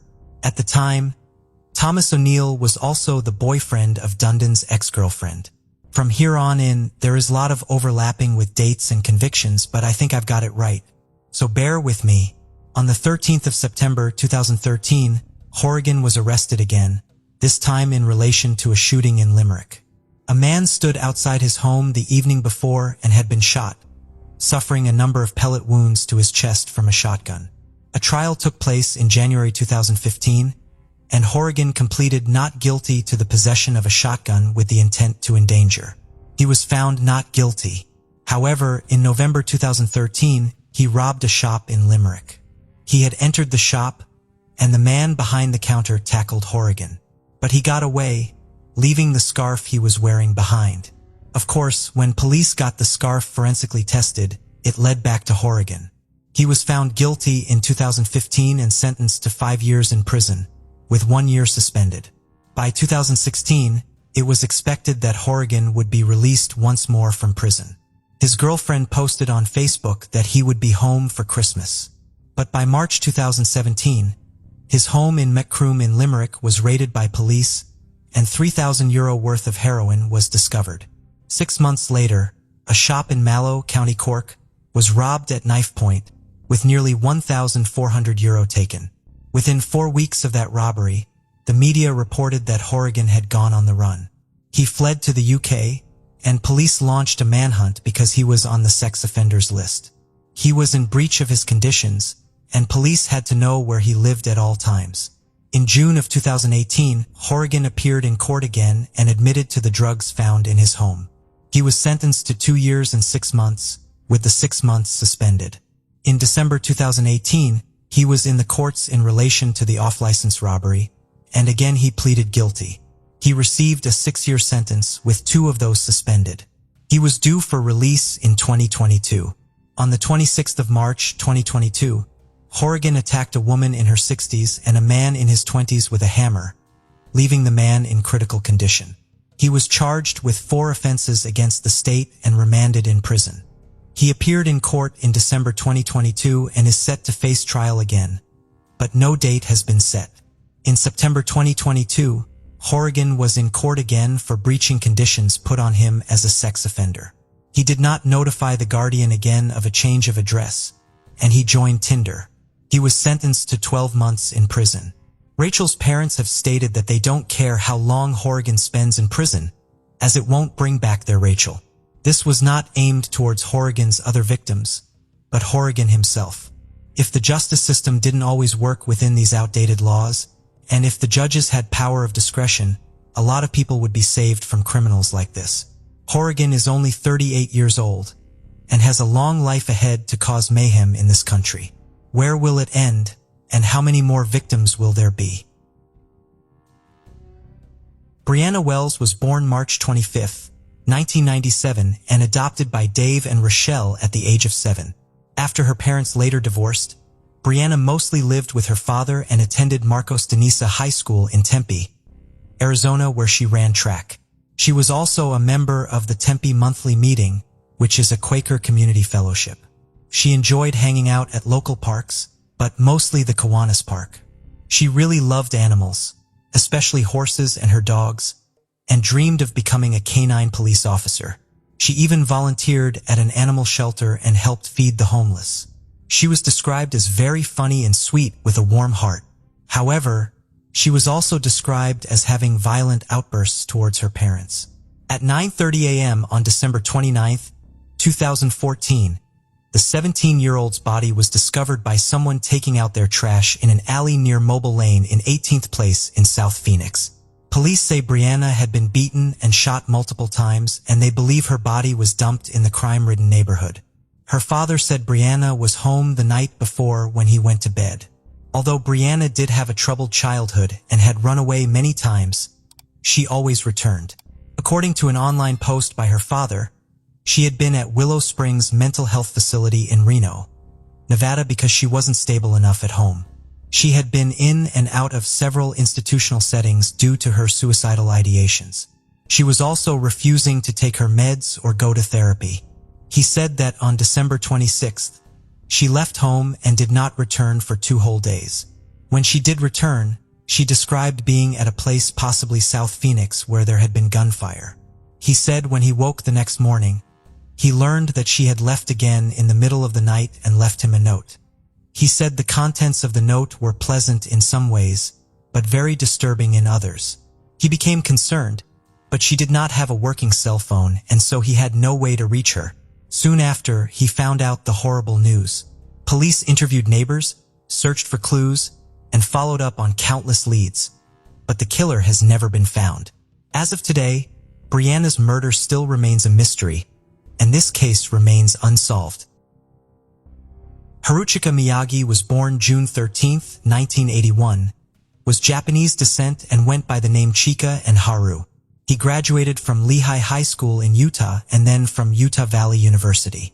He wanted to make something of himself and started trying to build a business through social media and by producing videos on YouTube. On his channel, he would discuss a multitude of things, but primarily he would make videos regarding the trading software called Magic Stick that he created. He even created his own company called Tentai Financial Group, which he described as a Forex educational firm. He was the only employee the company had, and strangely the address for the company doesn't even exist. At the age of 34, he lived in American Forks, Utah, and in 2015, things took a strange turn. On December 2nd and 3rd of 2015, he posted multiple posts with very strange and vague statements with little to no comments. Just before 9 p.m. on December 3rd, 2015, Haru would post the following words to his public Facebook account. The power of giving is important. Want to give as much as possible. It's called karma. For the next 2 days, his usually busy activity online went silent. Then on December 5th, he showed up 565 miles south of his home in the small town of Dewey, Arizona, at a very remote, large horse ranch known as Medbar Ranch. At 5 p.m., he opened the main gate to the property and proceeded up the dirt driveway to the house. A woman stepped outside to see who had pulled up to her home down a long private driveway in a red 2002 Mazda Protege. He got out of the car and asked her if he could stay on her property or at her home for the evening. And she quickly told him no and suggested that he should try hotels in Prescott a half-hour away. The woman then states that he calmly walked to his vehicle and got back inside. Instead of turning his car around and heading back the same way he came in, he proceeded north on the property and crashed through the closed gate before disappearing from her view. The woman then contacted the sheriff's office to report a trespasser, and when they arrived to take her statement, they investigated the area. The woman pointed out the broken gate and the direction in which the man was headed. Around 2 hours later at 7 p.m., about 1 mile around the bend from the ranch, they found Haru's car. The Mazda was in Yarborough, Washington. The hood was wedged between the stony wash and barbed wire fencing. The vehicle was stuck and heavily damaged in the front and was towed away. For days later, search dogs covered the area where the Mazda was found, but they picked up no scent or trace of Haru. Haru's cell phone was last traced somewhere shortly after he drove away from the ranch, and he has never been seen again.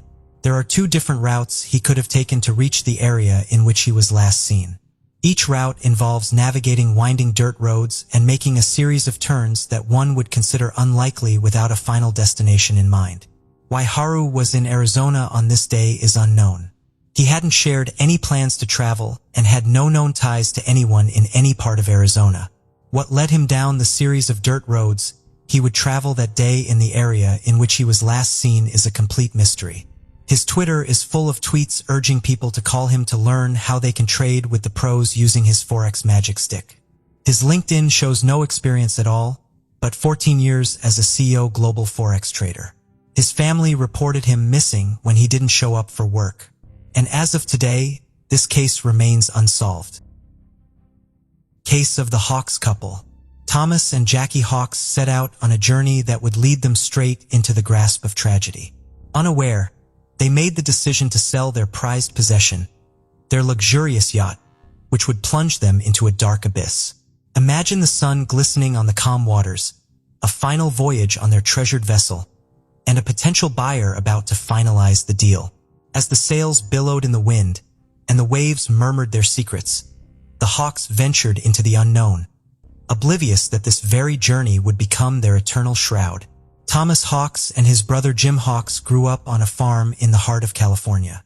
They shared a passion for surfing the rolling waves and navigating the vast open sea. However, life's twists and turns saw Thomas answering the call of duty, trading the embrace of the ocean and joining the military. He even ventured into the harsh battlegrounds of the Vietnam War, leaving his mark as a veteran. Despite this, his resilience never wavered, and he transitioned into the realm of justice, becoming a dedicated probation officer. Meanwhile, Jim's path led him into the uniform of a police officer, eventually rising to the esteemed position of police chief. Service and duty ran deep in their veins. Thomas was a dedicated bodybuilder. He had sculpted his body, a testament to his unwavering commitment to physical strength. His impressive physique was a symbol of his indomitable will. Life took its course, and Thomas married, bringing 2 sons, Ryan and Matthew, into the world. However, like the changing tides, the journey of their relationship faced unexpected turns, and they ultimately ended up divorcing. Thomas found himself in Prescott, Arizona, starting a new chapter in his life. His sons followed, drawn to their father in this new land. Then, in an unexpected but positive twist of fate, Thomas crossed paths with Jackie. They fell in love, and their hearts entwined, sparking a love that burned brighter than the Arizona sun.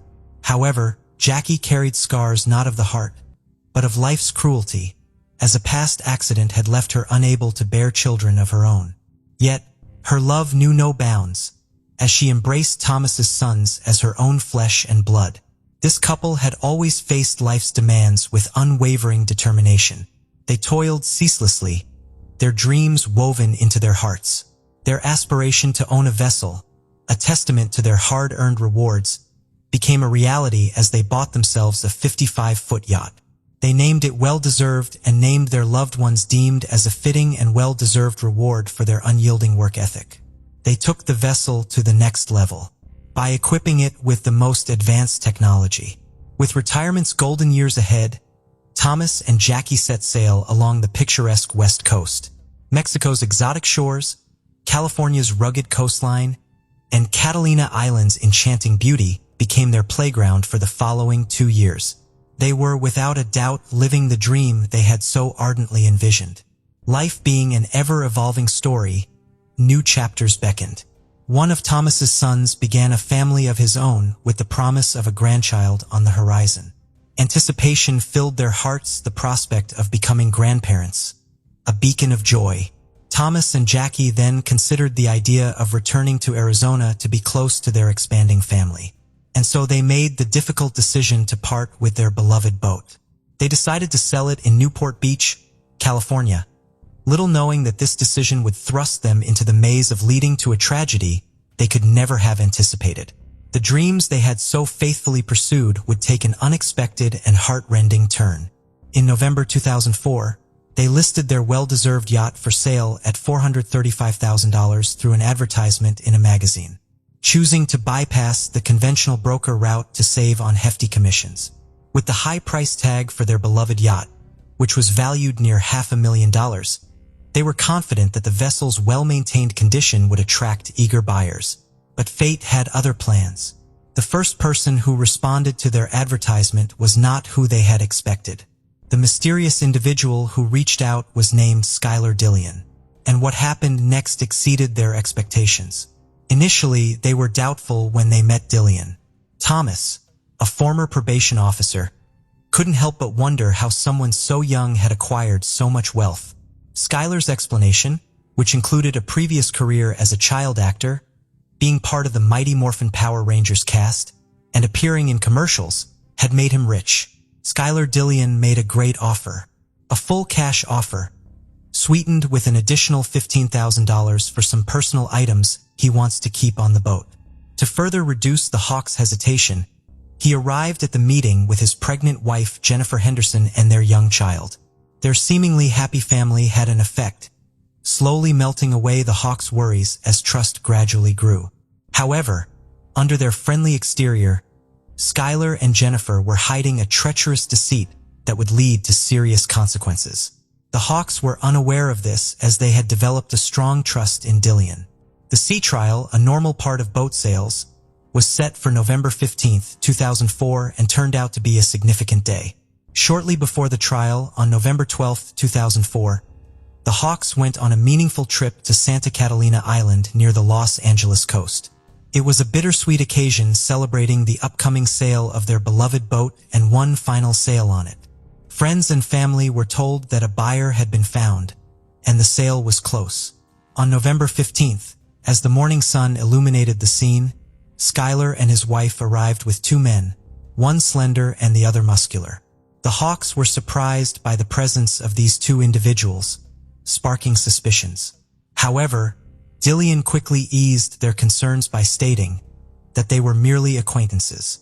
He clarified that the well-built man was his accountant. After these explanations, Jennifer and the child stayed behind, while the others boarded the boat and set off on their journey. They slowly navigated into the vast open waters, leaving their familiar world behind. Little did they know this voyage would be their last, mysteriously marking the final time anyone would see them. As the sun set and darkness descended, Carter Ford, the port captain of the Lido Isle Yacht Club and a close friend of the Hawks, looked forward to their evening meeting with anticipation. Plans were in place and excitement filled the air. However, when night fell over Newport Harbor like a heavy blanket, an unsettling message disrupted the peace. Jackie called with troubling news that made Ford shiver. The Hawks were on a sea trial which seemed routine, but something felt off. The buyer and his group had kept them out on the water longer than expected, leading to uncertainty. The Hawks promised to contact once they returned, and this was the last anyone heard from them. When the sun rose again, the yacht had returned to Newport Beach, but the couple was nowhere to be found. A puzzling mystery unfolded, as they seemed to have disappeared without a trace. Days passed with no word to their loved ones, their phones silent. To add to the mystery, Jackie's SUV was also missing, leading some to wonder if they had gone on a sudden road trip to enjoy their recent financial success, choosing to disconnect from the world as they celebrated. But the dark reality became clear: the Hawks were not on vacation. Something more sinister had happened to them, and it was only later that they realized this. A week passed, and the unusual silence from the Hawks sparked many questions and concerns. Their loved ones felt the weight of their absence, with a fear that something was wrong. The family turned to Carter Ford in desperation, asking him to go out to the well and investigate. As Ford boarded the boat, he felt a deep sense of concern. Everything seemed to be in disarray, with a lone white towel hanging ominously from one of the portholes. The family was disturbed by the strange scene and immediately took action by filing a missing persons report. Detectives were called to the scene. They proceeded cautiously, breaking the lock on the cabin door and entering. Inside the boat, there were no signs of violence, but a sinister presence seemed to be lurking in the shadows. Their attention was drawn to a white towel stained with fresh ink hidden between the bed and the wall. It made them stop and think, prompting disturbing questions. A receipt nearby revealed a troubling list of items: bleach, cleaning supplies, heavy-duty trash bags, and Tums and antacid. The detectives began to connect the pieces of this dark puzzle. The cleaning supplies seemed well suited for a murder, with the trash bags to dispose of evidence, bleach to clean away any traces, and Tums possibly used to calm a stomach, unsettled by the horrific acts. The boat had secrets that scared everyone who entered. Investigators were determined to find out the truth about the yacht's buyers, Skylar and Jennifer. A surveillance team was quickly put together to follow them closely. Undercover officers followed the Dillians, observing them living their daily lives seemingly unaffected by suspicion. They were regular volunteers at a local church, and Jennifer's work as a hairdresser presented no unusual facets. To the world, they appeared utterly ordinary, masking their true nature with chilling adeptness. As detectives delved deeper into their backgrounds, a grim portrait emerged.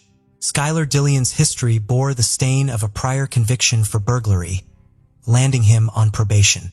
Financial scrutiny revealed that the couple was drowning in a staggering $87,000 worth of debt, a dire financial abyss.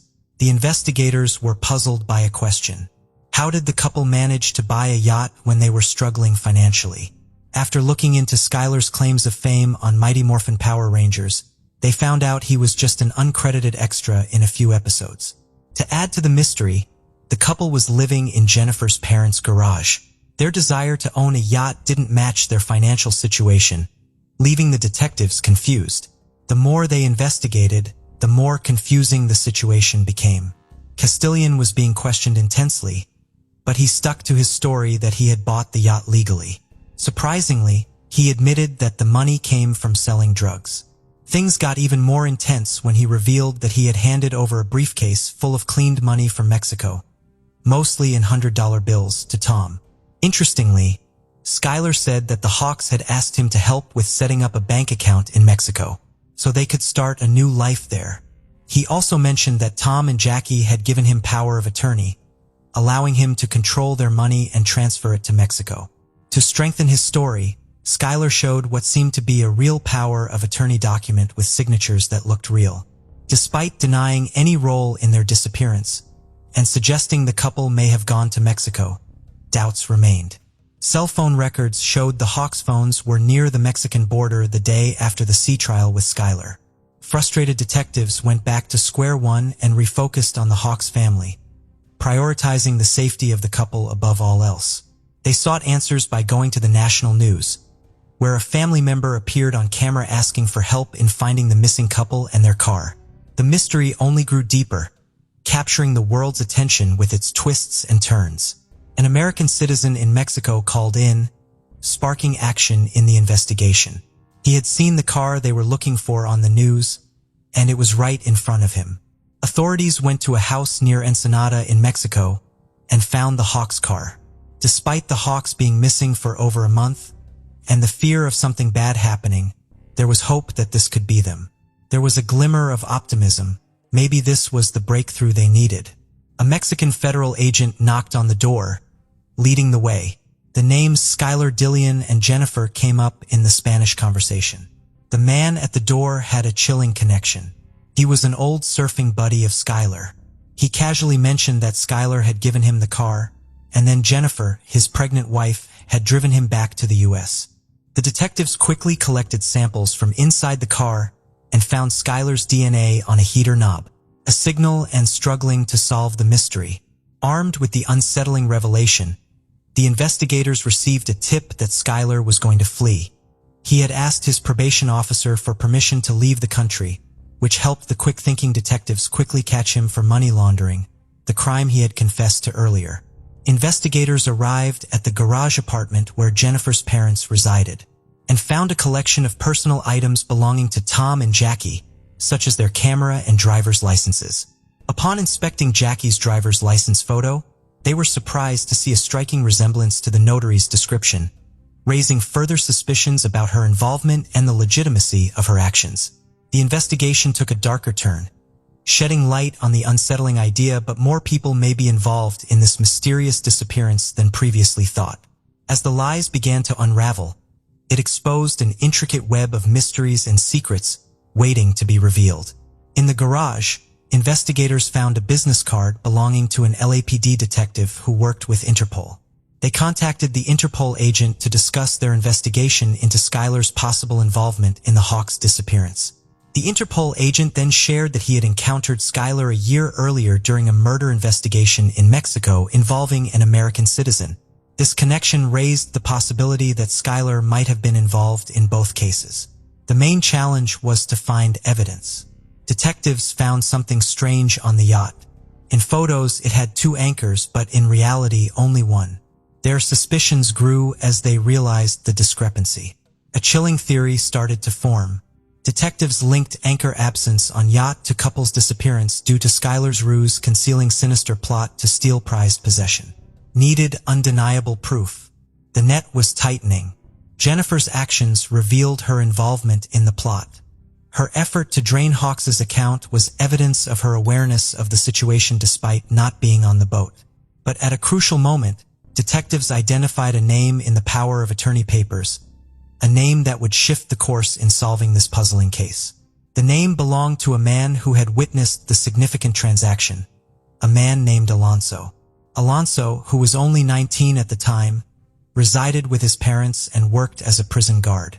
A bond had developed between him and Dillian, while the latter was imprisoned for theft. Skylar had convinced Alonso to accompany him to the meetings. He was the slim man who had gone with him on the sea trial. Offering leniency in his punishment, they made an agreement with Alonso, pushing him to share his perspective and expose the chilling truth about the Hawks' destiny. As the tape recorder started playing, Alonso began to tell a frightening story. He revealed details about a man named John Fitzgerald Kennedy, who was introduced as an accountant by Skylar. However, Kennedy was not an ordinary man. He was actually a notorious gang member and former convict known as John F. Kennedy. Alonso explained how they had planned a dangerous scheme that would bring disaster to the Hawks. Their evil plan involved kidnapping a couple and taking them out to sea to throw them overboard. The frightening story began when John F. Kennedy pretended to be seasick and went below deck. Thomas, concerned for him, went down to check on him and fell into their trap. Skylar followed, and together they attacked Thomas. Amidst the chaos, Jackie asked worried questions. Alonso grabbed her, used a taser to immobilize her, handcuffed her, and took her to another part of the boat. Both Thomas and Jackie found themselves helpless, with their eyes and mouths taped shut. In those harrowing moments, as Jackie struggled to scream through her gag with tears of desperation flowing, Thomas offered a small gesture of solace. Handcuffed together, he tenderly stroked her hand with his fingers, a silent attempt to comfort her in the face of the grim fate that awaited them in the merciless hands of their captors. The grim saga continued as they were taken into the kitchen area, where the power of attorney awaited their reluctant signatures. The chilling ultimatum hung in the air like a death knell. Cooperate, and perhaps they would be spared, or resist and death would be their fate. The boat steered into the haunting depths of the ocean near Catalina Island, a place once filled with cherished memories for Tom and Jackie. On the deck of the vessel, they were bound together with a rope, a ghastly prelude to the impending horror. Dillian then disengaged one of the anchors from the boat's bow as he dragged the chain along, the dreadful sound echoing in their ears. They had heard that sound countless times before, but this time it signaled their inexorable doom. Jackie's pleas for her life were heartbreaking, as she yearned to see her grandchild and believed she was too young to die. Tom assured her they would be together as they faced the cruel reality, being cast overboard into the Pacific Ocean.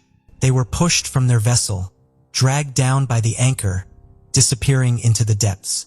Unfortunately, their bodies were never found, shrouding their fate in mystery. After completing their evil deed, Skylar began a cruel mission to eliminate any evidence of the Hawks' presence. He collected their precious belongings, including photographs, and heartlessly threw them into the deep ocean, where their memories faded away, abandoned without any regret. With all traces of the couple gone, Dillian and John F. Kennedy tried to return to a sense of normalcy as they sailed back to Newport Harbor, relaxing and fishing as if the terrifying recent events were just a disturbing illusion. Justice caught up with Skylar, Dillian, John F. Kennedy, and Alonzo Machane as they faced 2 counts of first-degree murder. Jennifer Henderson defended her husband's innocence while facing her own reckoning as she too was charged with 2 counts of murder. Her involvement in the gruesome act was revealed, laying bare her complicity. The chilling murders were driven by a strong desire for money. Myron Gardner, an ex-convict and former gang member, played a key role in connecting Dillian with John F. Kennedy, despite not actively participating in the crime. Gardner faced charges of involuntary manslaughter for his part in these events. Justice was served when different juries found them all guilty. Jennifer Henderson was sentenced to 2 life terms in October 2007 without the chance of parole. John Fitzgerald Kennedy received a death sentence on May 1, 2009 and was placed on death row in San Quentin State Prison. Alonzo Machane testified against the others, pleaded guilty, and received a lighter sentence on June 15, 2009, 20 years and 4 months in prison with the chance of parole. In September 2021, in March 2009, Myron Gardner's life changed after spending 4 years in prison. He decided to plead guilty to being an accessory after the crime, which led to the dismissal of the murder charges against him. Meanwhile, Skylar Dillian, also in jail, faced more accusations. He was said to have asked another inmate to carry out a dark plan against his own family members. Things took a darker turn when Dillian was also implicated in the murder of an American citizen named John Jarvie, who was killed in Mexico in 2003. Dillian's cousin and father, who were connected to the Jarvie murder, were considered crucial witnesses in both murder cases. On September 22nd, jury selection began for the trial of Skylar Dillian. Dillian was tried for the murders of Thomas and Jackie Hawks, as well as John Jarvie. The verdict was given on April 10, 2009, with Dillian receiving a death sentence from Judge Frank Faisal in Orange County Superior Court. He was sent to death row at San Quentin State Prison. Before Skylar Dillian was sent to prison, a troubling discovery was made. While incarcerated on March 13, 2008, he performed a disturbing act by partially cutting his own male private part with a razor blade as he wished to remove it. After receiving immediate medical attention, he was taken back to his cell the next day. In an interview, Dillian admitted that his reason for this extreme self-injury was a strong desire to transition to a woman. He had already changed his name from John Julius Jacobson to Skylar Dillian, choosing a gender-neutral name to represent his identity. Defense lawyers claimed that Dillian's need for money to pay for sex reassignment surgery was the hidden reason for the murders of the Hawks. However, it is important to understand that this motive does not justify the terrible crimes he committed. In 2019, Dillian's gender was legally changed to female, and she is now known as Skyla Preciosa Dillian. The Hawks family holds dear the lasting memory of Thomas and Jackie, always engraved in their hearts. These lively individuals, recognized for their adventurous nature, embodied goodness and genuineness. Their destiny took a harsh turn, and even though they have passed away, their spirits persist, shining a timeless light on our recollections. May they rest in eternal peace in paradise. Thank you for joining us on this journey into the depths of unsolved mysteries. Cold cases not only challenge our understanding of the past, but also ignite our curiosity and determination for answers. Remember to subscribe to stay updated on our latest investigations. And if you have any information regarding the cases we've covered, don't hesitate to reach out. Together, we can shed light on the shadows of the past and bring closure to those who seek it. Until next time, stay vigilant, stay curious, and never stop seeking the truth.